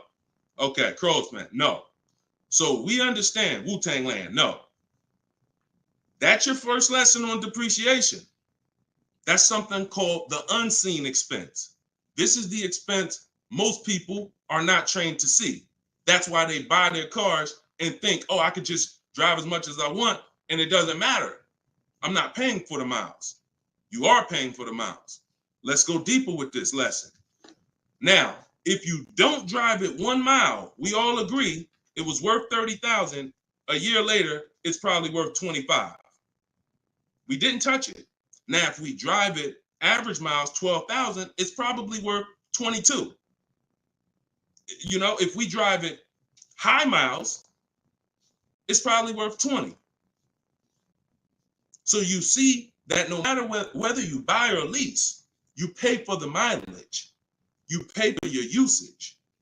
In fact, you even pay if you don't use it. So now, I want to use something a little harder than that. When you understand that, you're going to see, Deshone, okay, if I'm losing that type of money in my car when I buy it, when do I ever get to a point where I'm winning? And the longer you keep a car, the more this starts to level out. So when you get to about 7 years, now you're no longer losing thousands of dollars every year. This is the purpose of the purchase, is to get to a point where your car is no longer losing value every year and you can keep it and it becomes something that is an asset because it's not taking money out of your house and you're not losing money. Now, the mistake is when you people who answered, if you're a person who said 5 years, 4 years, 3 years, 6 years, your mistake is buying a car and you trying to replace it while it's still on this type of drop. That's why you're never happy when you go trade your car. That's why you have negative equity, because the asset value is so low because it's dropping like a brick every single time for the first 5 years, every single year, first 5, 6 years. How do we avoid that long term? So every one of you that said, Deshone, 8 years, 10 years, you should be purchasing. Deshone, what if I'm not keeping it that long? You should be shopping for leases. because you cannot compare. Look at Danielle. Look at Danielle. Danielle's lease deal, she got $44,000 Audi A3. She's paying $550 a month. No money down. That same car, if she bought it, would be $900 a month. Every $5,000, some of you know, is about $100 a month on a 5-year loan. Depends on what the interest rate is. So that same car that she's driving for $550 would be about $900 a month to buy. So we have to understand, the leasing versus buying question is so easy once you just follow these parameters.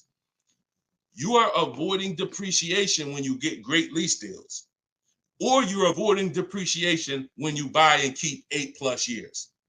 Anytime in between that and any other strategy, you are not avoiding depreciation. The unseen expense is what's taking the most money from your household, is the unseen expense.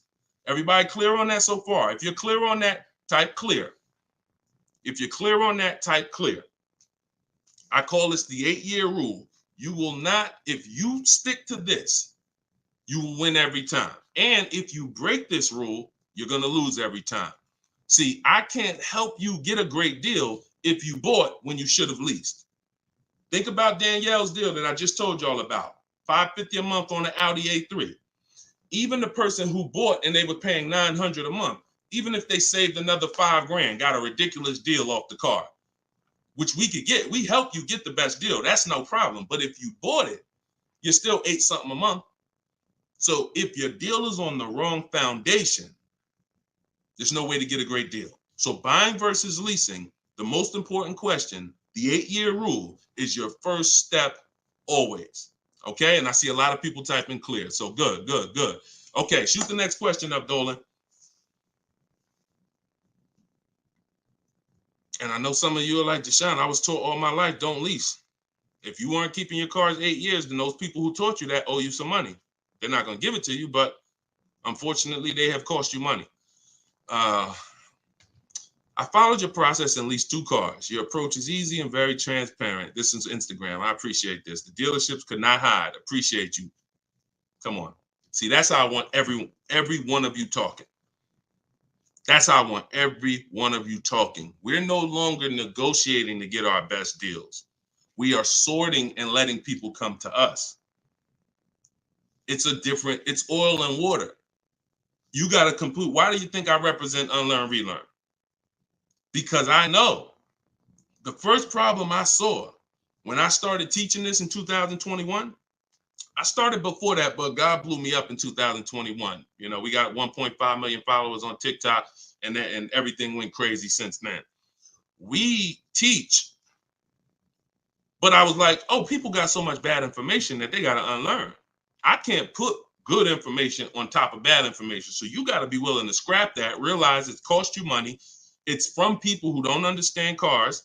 They might have bought 10 cars, 20 cars in their life. Now they think they're an expert. And that's just cost you. So you got to be willing to unlearn all of that stuff and learn the new way. And that's what we do here. So I'm glad.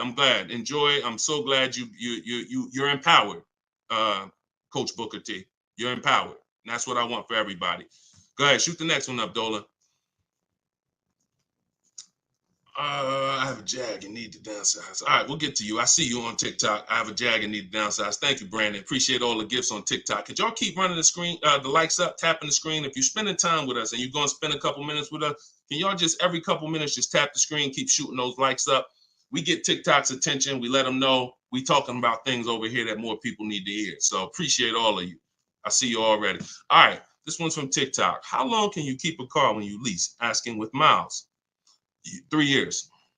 3 years. We don't do 4-year lease deals. Stay away from 4-year lease deals.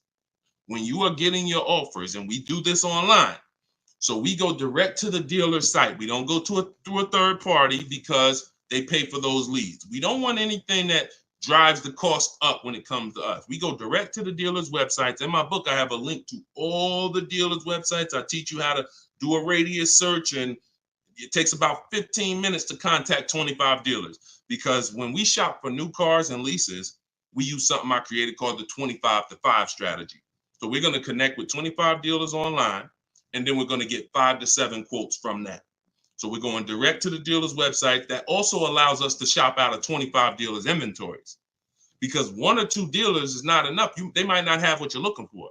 Now you're at the mercy of who has what you're looking for. When we connect with 25, we're typically going to be able to get 5 to 7 offers from that. So this takes about 15. It just takes about 15 minutes. But we don't want to, like I said about 10 minutes ago, we dictate how we want our leases customized. And our leases are always first payment out of pocket, total out of pocket, first payment, 12,000 miles per year. And then we are, we're doing 12,000. And once someone wins the bid, out of those 5 to 7 offers, you're going to see, again, like I said, between the Cars from Home book, between the Cars from Home video library, and between my coaching program, we've done this with about 8,000 people since 2021. I can tell you we have enough data to tell you this is how it goes. Once you get 5 to 7 offers, you're going to see at least $150 to $200 difference from your best offer to your worst offer.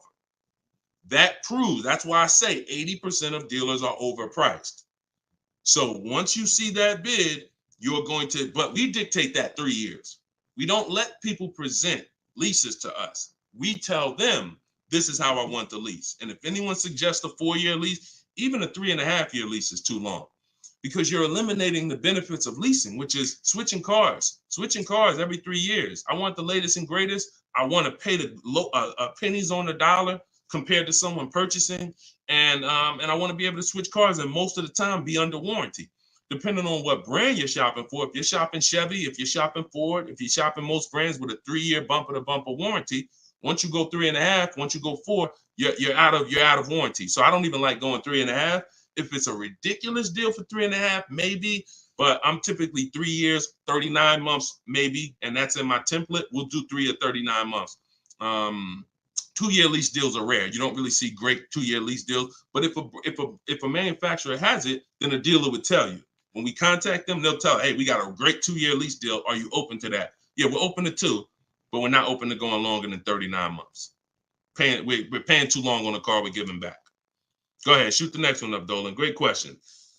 All right, I see you. Perfect. Great questions. All right, Facebook. What's the best credit score to have when looking for a good deal on a brand new car? It's no way to dictate that. All you can do is now, if you're at a point where your credit is in that fair range, which is in that low 6s, mid 6s, then I would tell you, if you can, get yourself up to close to 7, get yourself up to 680, 690, 700, because that fair range is but that's really mostly with leases. But even even if you look, some of you are homeowners.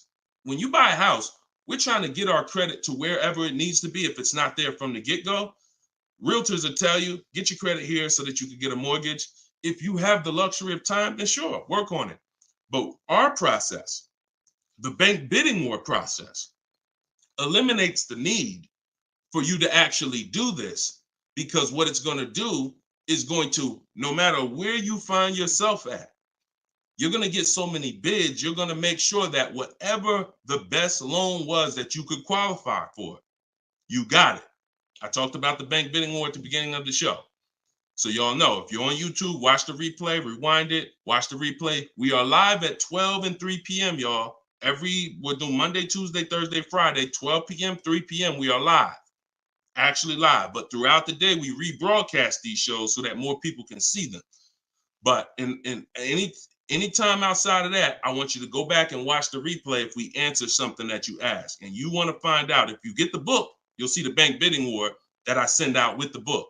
That's how we get banks and credit unions to bid for our loan. But I explained it earlier in the show. All right, shoot the next one up, Dolan. All right, this one showing up from YouTube. Quick question: would you pay $9,000 for an SUV with $164,000 on the dash? It's a 2014.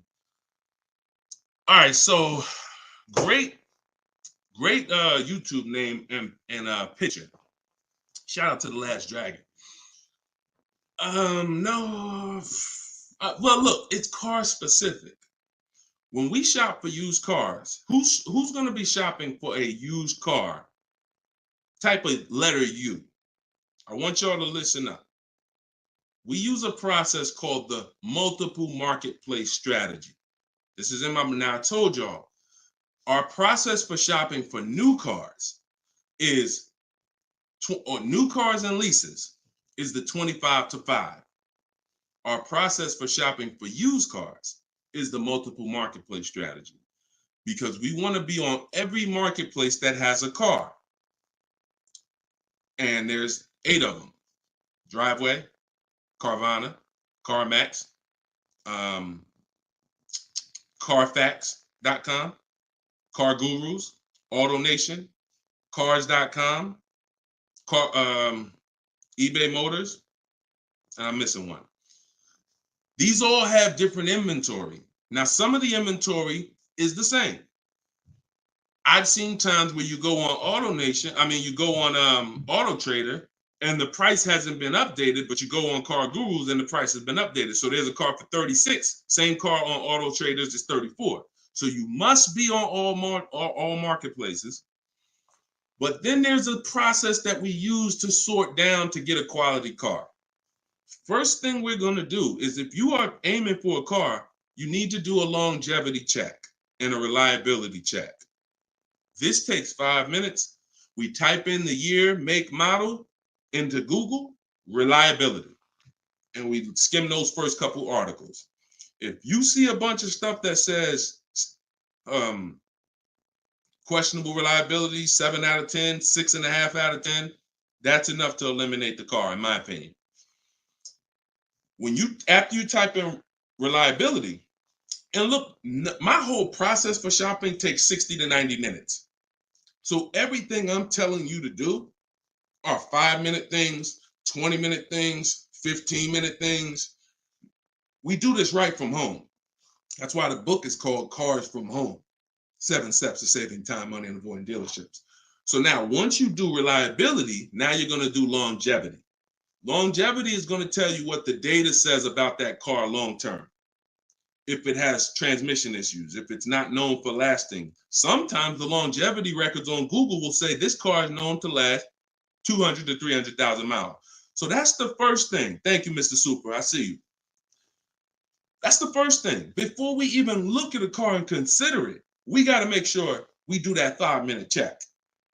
Now, once we move past that, now we're moving into our process of sorting down, because we could have a good car with good data, but we could get a bad car based on the previous owners.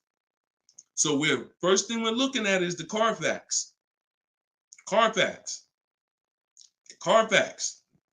We want to know what that title's like. Is it salvage? Is it rental? Is it frame damage? Is it rebuilt? Eliminating those. Now we're moving on to service records. This is the biggest indicator, in my opinion, on if a car was taken care of. It's not title history. It's not accident history. It's service records. Service records. So if I see a car and I see that the service has been done year by year, whether it's a one owner, and I can see every couple thousand miles, service. Great indicator. Great indicator. Opposite is also true. Hold on, Darryl, it's in my TikTok bio. You won't leave the broadcast. He said, how do I get the book? Go to my TikTok bio, click that link. You'll see a link for 75% off for 30 minutes. Grab your copy. It'll be in your inbox in a couple minutes. Okay? And everybody who's on here, you can get your copy for 75% off my new digital book. And I do updates. So anything changes in the market, I update it so that it stays fresh, it stays relevant. So once we move past service records, now we're moving to accident history. Now, all accidents aren't created equal. If you see an accident and it says airbags deployed, that's a deal breaker for me. If you see an accident and it says vehicle towed, that's a deal breaker for me. If you see an accident and it says vehicle drivable, minor accident, that's not a deal breaker for me. Depending on, I'll put it in my top 5. Doesn't mean it's going to be the one that wins, but I will put it in my top 5, top 7. So these are the things that you're looking for when you actually are shopping, trying to make sure the car is good. It's not just the year. It's not just the price. Forget about that. That comes later. It's not the mileage. Those things come first to dictate, is this a good car? Car could have 60,000 miles on it. If it has bad title history, bad accident history, no service records, it's a trouble car. So that's the system. As I said, everything I want you to do from now on is shop with a system. So you are not winging it anymore. You follow those systems. Again, there's no guarantees. But if you have a strategy and you're like, okay, I'm taking the steps to do my best to make sure that whatever I put my money in, I've done the due diligence, 9 times out of 10, you're going to win versus just winging it. Okay, great question. Great question. Shoot the next one up, Dolan. Oh, by the way, I teach a strategy where you might not know. I'm getting ready to give y'all some game. The whole show is game, but I'm gonna get ready to give y'all one of my secret strategies. It's in my book. I got a lot of stuff in my book. A lot of stuff. But a lot of you don't know when you're on these marketplaces. Keep that question ready. We're gonna go to that next one in 2 seconds. That Carfax, many dealers have agreements with Carfax. So when you're on these marketplaces, you might see Carfax, they'll try to sell you a Carfax. What we do is we bypass we'll go to the dealer's website and we'll see if they have a free Carfax there. Because if that dealer has an agreement with Carfax, that means every car in their inventory, they'll be able to get a Carfax on the dealer's website. I told you, we use Carfax because Carfax is the only one right now that shows service records. The other auto check does not show service records. And I will not buy a car, and I would not suggest you ever buy a car without seeing service records. All right? That's what we do. Go ahead, shoot the next one up, Dolan. What does residual amount mean? Well, that's the amount that okay, so let's say when you lease, there's a percentage you pay for, and there's a back-end percentage. The back-end percentage is what they want the car back for, and they're going to sell it and, make money. Now, we'll see if we can sell it. We always see if we can sell a lease, if we can make money. We do an equity assessment at the end, but the residual amount, let's just say the car is broken into 2 halves. 40% is what you're going to pay for, and you're going to pay interest on that 40%.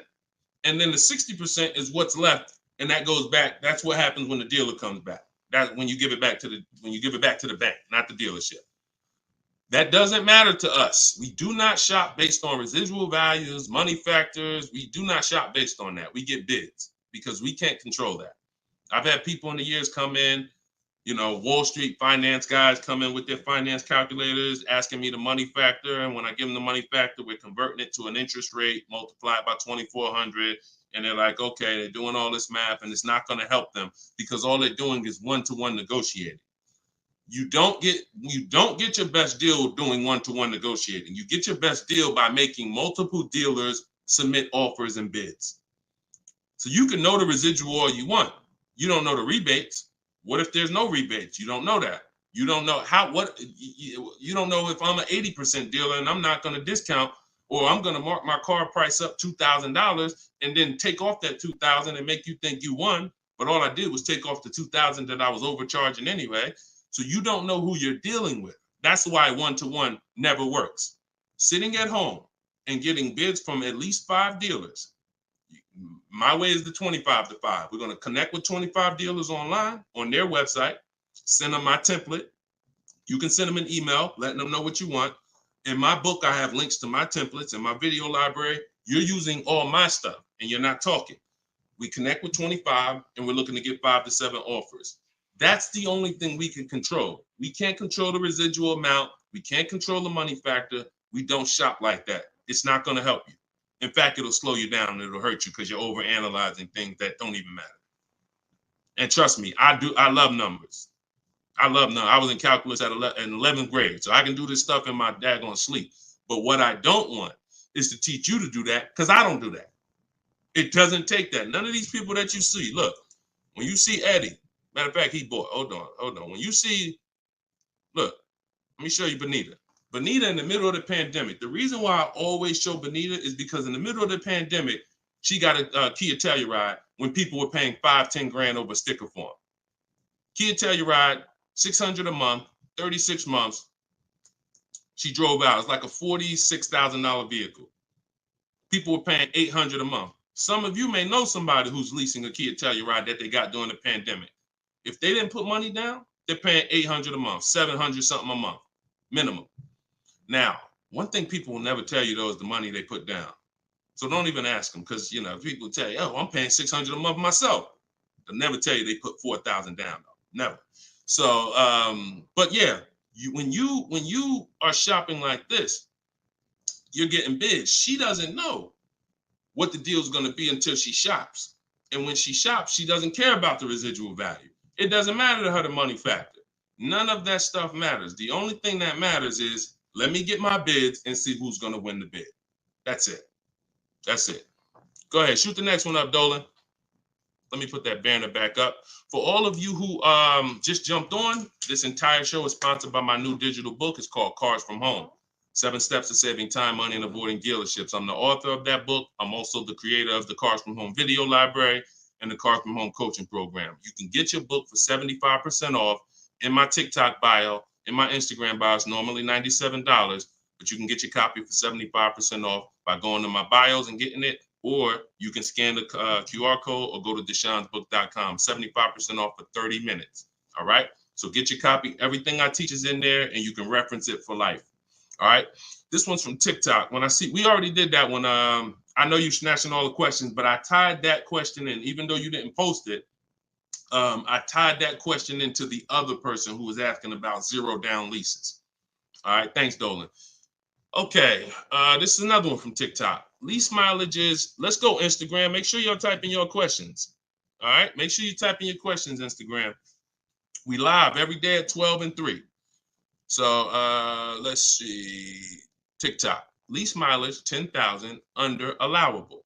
Does that value when getting next lease? No. What you're going to do is you're going to do an equity assessment. You are not going to, how many people right now have dealers calling them, telling them to come in and they can get you out of your lease, or they could trade you out of your car and put you in another car? How many people have either phone calls coming in, emails, or you get mail? Hey, Leo, good news. We need your 2019 car. We have somebody looking for that car. How many people are getting those emails or those calls right now? When you get those emails, look, all of them, look, look, I do every day, Matthew said. Look, so when you get those calls, what they're doing is we have automatic algorithms, like automatic technology that generates these lists for us. It's not that they saw your car exactly and they're like, oh, I love your particular car. So what you got to know is, what's the goal? The goal is to get you to come in and get you to have them be your first offer on your vehicle. Now, we never want a dealer to be our first offer. Hold on, Tiffany. We never want a dealer to be our first offer. We want the dealer to be our last offer all the time when it comes to our car that we're replacing. So you're going to do something, Wanda, called an equity assessment. You're going to call the bank. You're going to ask the bank 2 questions if you're leasing.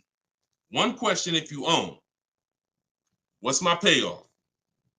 That's the question everyone asks. If you're leasing, you're going to ask the second question. Do I have a third-party restriction? If they say no, then you need to write that down. If they say yes, you need to account for this. Once you hang up that phone call, you're going to do this equity assessment, which is going on the 6 websites I mentioned earlier: CarMax, Driveway, Carvana, Kelly's Blue Book Instant Cash Offer, AutoNation, Sell My Car, and Car Guru, Sell My Car.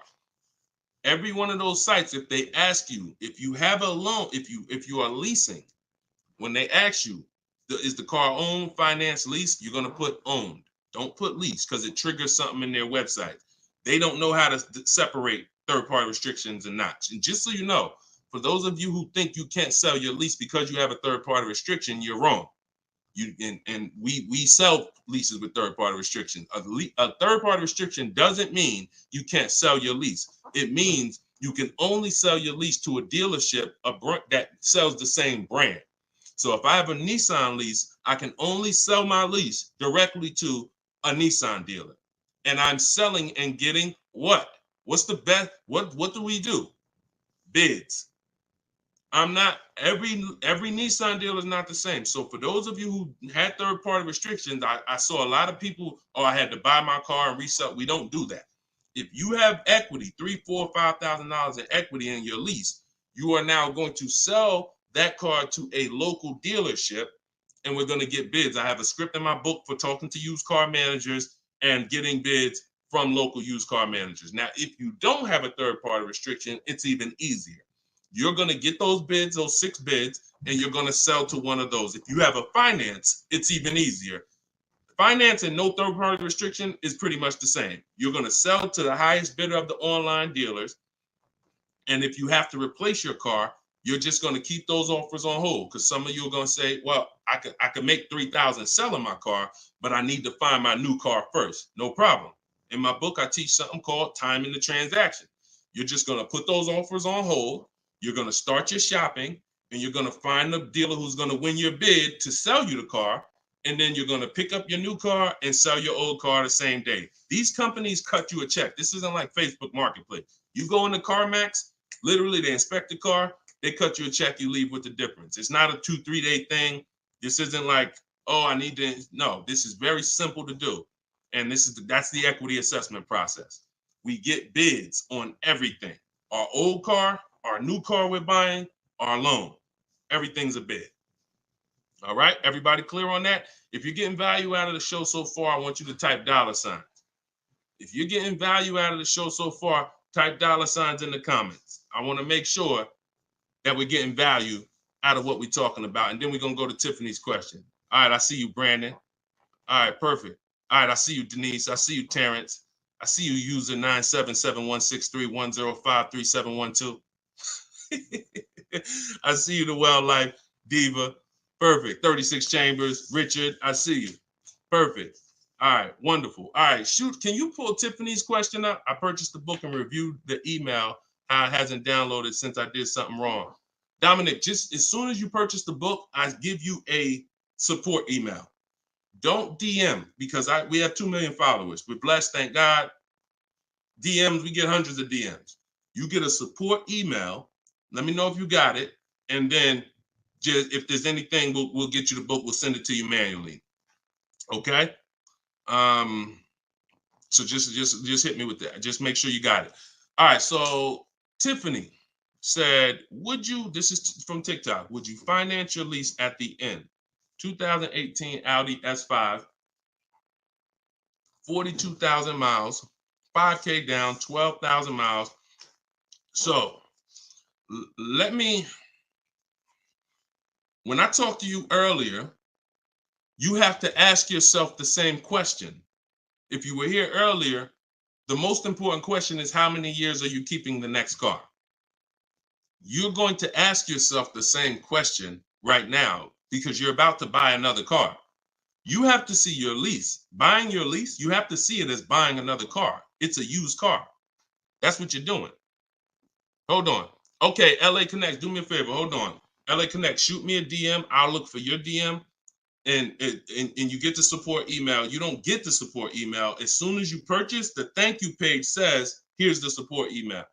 So, and check your spam and check your junk folder, okay? Because we got a pretty sophisticated email technology that is spot on most of the time. I'm not going to sit up here and tell you it's perfect, but I mean, we deliver a lot of books without issue. So sometimes it's in spam, sometimes it's in the junk folder.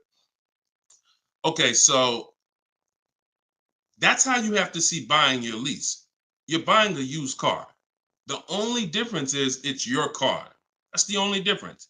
You don't, instead of going to look for a used car, you're saying, I'm going to buy that used car. So the same question exists. How many years are you going to keep the car? Now, if you say, 8, you're not going to break the 8-year rule. Then you could buy it. But if it's not 8, it makes 0 sense not to be shopping for another lease. I'm going to tell you why. One, the depreciation.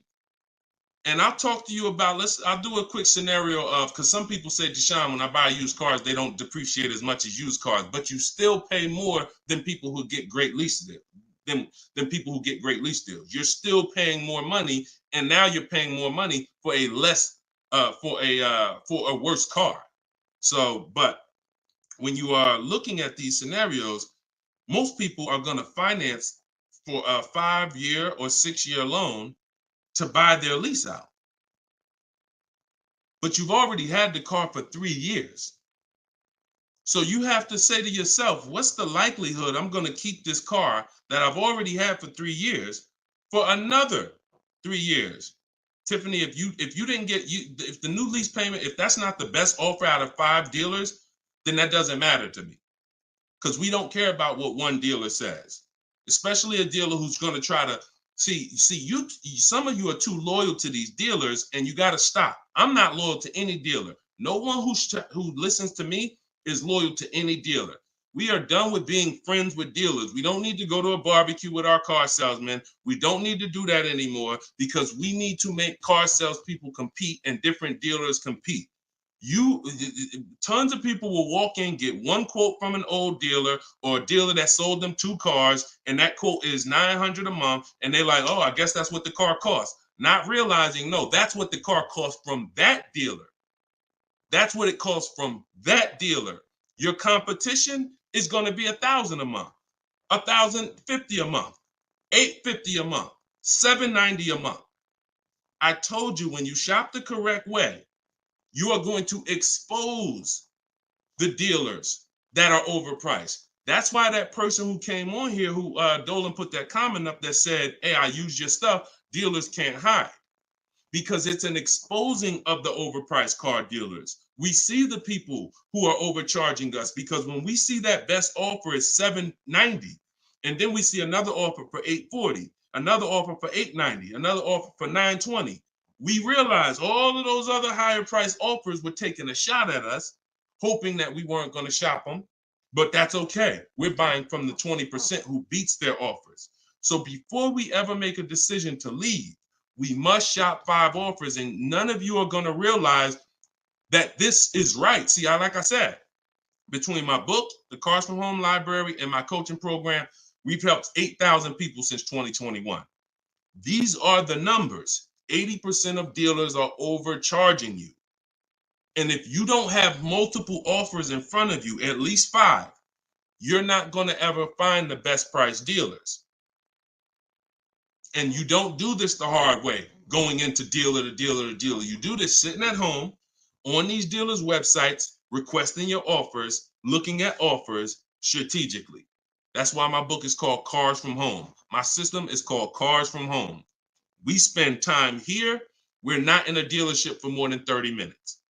Okay, so getting back to your question about buying your lease, I'm not buying a used car.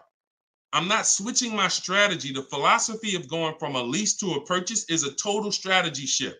That means I'm going from a short-term person who doesn't like maintenance, who doesn't want to put more long-term, who doesn't want to keep a car long-term. I want to be under warranty most of the time.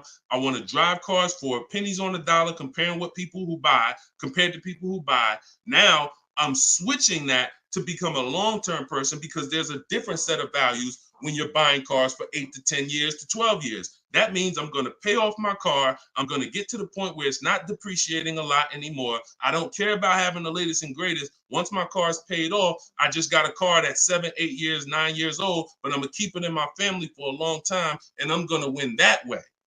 I'm going to win by having that car 10 years. The longer I keep it, the less I paid for it. If I keep a car 15 years, the less I paid for it. I keep it 12 years, the less I paid for it.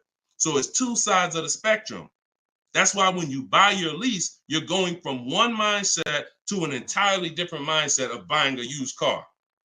So the best thing to do is just learn how to shop the way I'm teaching you to shop. so that you can get great lease deals. They are out here. I showed you Bonita. Bonita got a great lease deal middle of the pandemic. Middle of the pandemic, when there was blood in the streets, people coming out of car dealerships with axes in their head. That's how much they overpaid. That's how much they overcharged. They got 10,000 over sticker, 8,000 over sticker. Bonita's taking deals down.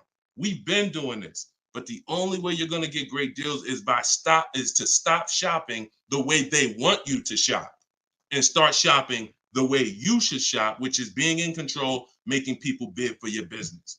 And you're going to get entirely different results. You're going to realize, dang, these dealers been overcharging me. That's perfect. That's perfect. All right, go ahead, Dolan. Shoot the next one up. We got a couple more minutes. Try to get through as many as possible. All right, this one's from Instagram. I'm reaching out to dealers. Point. I'm ready to compare price. I don't know what to say. You don't talk. If you're doing it my way, you should be on their email. Now, if you're doing it the manual way, which I'm not even going to teach anymore. I used to say on some of the older broadcasts, I would say call, talk to a sales manager.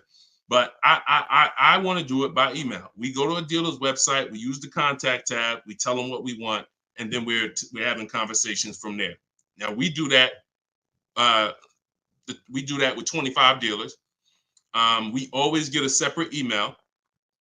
These are the little things that we must do to make our in my book, in everything I teach. It's for a reason. We get a separate email. We get a Google Voice phone number because we're not talking to people. If we're talking to anybody, we're talking to sales managers. We are not talking to salespeople unless we're setting up a test drive. And even that, there's a way we do it. We want to talk to the most experienced salesperson. We want to talk to the person who has a great history, who everybody loves. We want to talk to the person because the wrong salesperson won't even have the car ready for you when you get there to test drive. New salesperson just started, he over there, thinking about how he'll just, so we got to even act for the right salesperson to set up a test drive. But we're not talking. See, when you're not talking, you can stay out of emotion.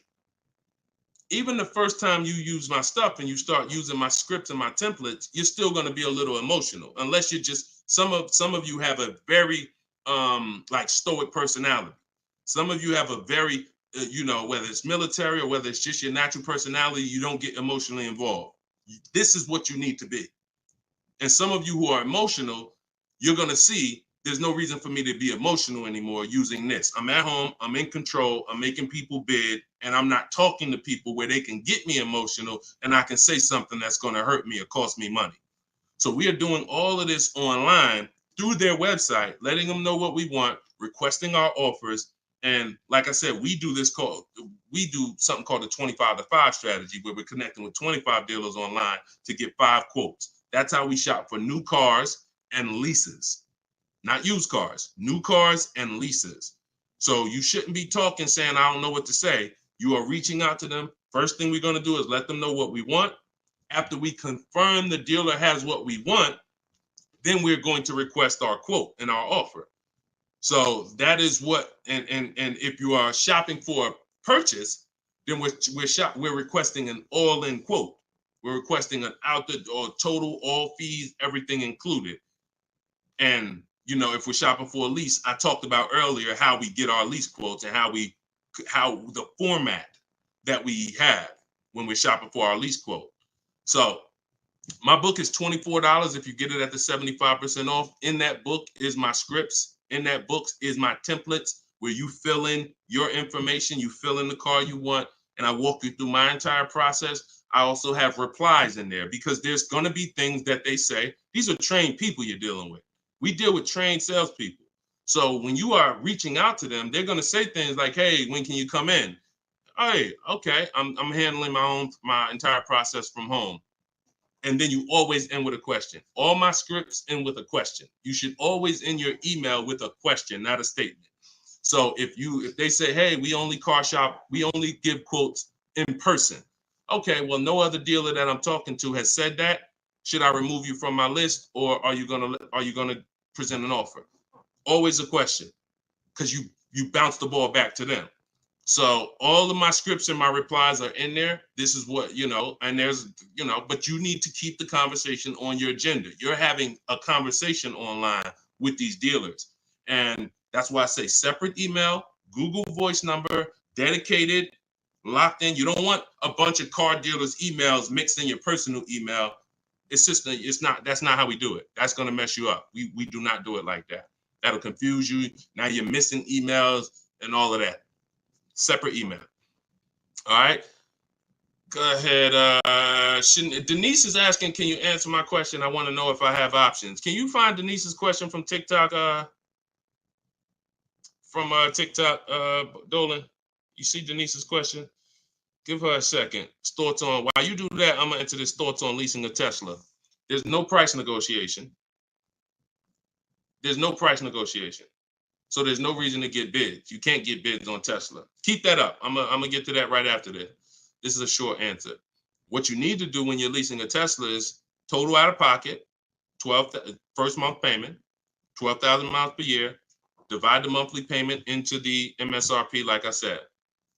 And if it's over 1.5%, you're paying too much for a car you're giving back. So we still need to know if the lease deal's good. Doesn't matter.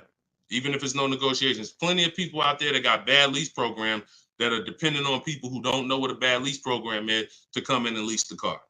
And until we stop leasing those cars at these bad lease programs, when we stop, that's when they'll change.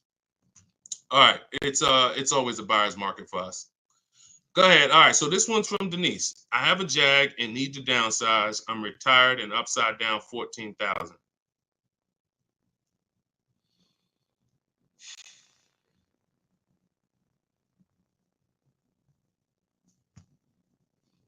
See, here's the bad part about negative equity. The damage is done. I wish I was the person who could, give back. A lot of what I'm talking to y'all about is I'm shouting from the hills and warning you. It's up to you to take the warning. But in this particular case, with negative equity, the damage is done. Now, how do we get out of it? It's only two ways. I talked to you about that earlier. Now, in your particular case, now there's a third way. It involves the car. If the car is totaled or stolen and you don't recover it and you have gap insurance, then the car is. So I have to. I can't say there's not another way, but we can't plan on that. That's insurance fraud. So in the case of what's legal and ethical, you can only sell a car or trade into or replace it with another car. And in the case of negative equity, if you can't sell the car, pay the difference, go to YouTube. After this, I spent probably 8 to 10 minutes talking about how to get out of negative equity. There's 3 ways. 2 of them lead to a new car, 1 of them doesn't. If you can't use one of the 2 ways, which is paying the difference between what you owe and the highest bidder, then you have to transfer that to another car, in which case you have $14,000. What's your car payment? How much is your car payment?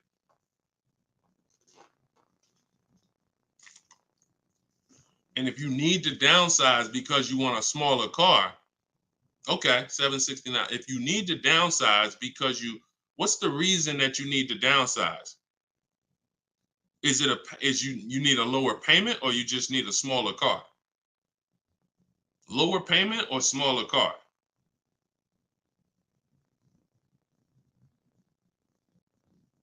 Sometimes I need to ask more questions. This is why, we go, I have 3 things I created: the Cards from Home book, and the video library, and coaching. In particular cases, I need to ask more questions before we could give a custom answer. Lower payment. So you got to look at it like this. Most people should be transferring negative equity into a lease. Now, once you actually bring 14,000 over, and your negative equity amount should always be based on you getting the offers. It shouldn't be based on what you think or what a dealer told you the car is worth. So that's one thing. Let's start there. Equity assessment, you need to rewatch the show. You need to see that segment. If you have my book, you need to follow the segment on the equity assessment to find out what your real negative equity is. That is on a 39-month lease, bringing that over, you're talking about $14,000. That right there is $358 a month. You know what you possibly could do? Try listing the car on swap a lease. Now, if that payment is good for the car, let me see. Did we? You got a Jag. Depends on if $769 a month. Now watch this. If $769 a month is a good payment for that vehicle, then you can list it on swap a lease, and then you could have someone take over the payment. But it got to be a good deal. If they could go out and they could get a $600 payment on that same vehicle, then they're not going to take it over. So this is another option for you to consider. Now, if it might even be advantageous to you to list that car and contribute some. You might say, all right, I'll pay $100 and all right, my payment's $769, I'll pay $100 and somebody take it over for $669. Whatever you need to list it for to get out of it, to have someone take it over, may be advantageous to do until the lease ends. And then you go and get yourself a very inexpensive car that you can qualify for, because if you have someone take over the lease till the end, you could probably go get yourself something, lower payment, but that car coming into the deal, you're going nowhere, because $14,000, unless you got cash. If you got some cash, then yes, cash can solve all things. Get the offers, follow the equity assessment. You might pay the difference or transfer it over. You can't transfer it over because, like I just said, your negative equity alone is $350 a month. And that's without the interest that's going to be. It's probably going to be about $380 a month. So what's the note? Yeah, so that's what you should consider. List the vehicle on swap a lease and see if somebody's willing to take it over. And if nobody's, okay, no problem. That's what you do. That's what you don't have that kind of money to contribute. $14K is a lot to be able to contribute. So so what you should do is do that. If you could get somebody, if no one takes it over for $769, then offer to contribute some money towards the deal every month. Now, if you, no matter what, and then what you're going to do is you're going to go in and probably, you're going to ask yourself the most important question for your replacement car. If you're not keeping 8 years, you should be looking to lease the next car and get yourself an inexpensive lease. If you are keeping it more than 8 years, then you can buy. But you're just going to use the same process. But you got to get rid of that car first. And I think with your scenario, that might be the best way to do it. All right. Good question, though. It's good question. Keep us posted. And, that's what we do. Look, we are live at 12 and 3 o'clock p.m. Eastern time, Monday, Tuesday, Thursday, Friday, which means we'll be back in a few for the next segment today. You can come back. We got a lot of questions. We're not always able to get to them, but you can tell your friend. I haven't really announced it because I didn't know when I was going to be live, but now we'll get to the point where we can let you know 12 p.m. Eastern time, 3 p.m. Eastern time, we're live, but we rebroadcast these shows all throughout the day because people do get a lot of value out of the rebroadcast. But if you want to meet us live, Monday, Tuesday, Thursday, Friday, 12 p.m. and 3 p.m. Eastern time, bring your questions. And if you didn't know, my book, Cars from Home, 7 Steps to Saving Time, Money, and Avoiding Dealerships, is 75% off for 30 minutes, part of our welcome offer. So you can get yours in my TikTok bio or in my Instagram bio, or go to deshonebook.com in the comment section on YouTube or in the comment section on Facebook. Or if you're watching us on TV, you can scan that QR code. But that's what we do here, y'all. We peel back the onion. We make sure you know how to shop strategically. And I want you writing me with deals. I don't want you writing me, showing me your car. Everyone's doing that. Hey, got the new G-Wagon. Got the new BMW. Oh, your boy upgraded. Never talk about what we paid for it, though. I want you writing me saying, Deshone, look at the deal I got. This was the best offer. I made dealer's bid. This was the best used car within 100 miles. I'm driving an hour to go pick it up. When you're driving 45 minutes, an hour to go get your deal, that's when you really know you won. It's not always going to be that way. Sometimes local dealers will win the bid, but Sometimes you're driving 45 minutes and you're driving 45 minutes because he's saving you $3,000. So that's what Cars from Home is about. That's what my book is about. You can get your copy instantly, 75% off for 30 minutes. And I'll see y'all on the next show. God bless.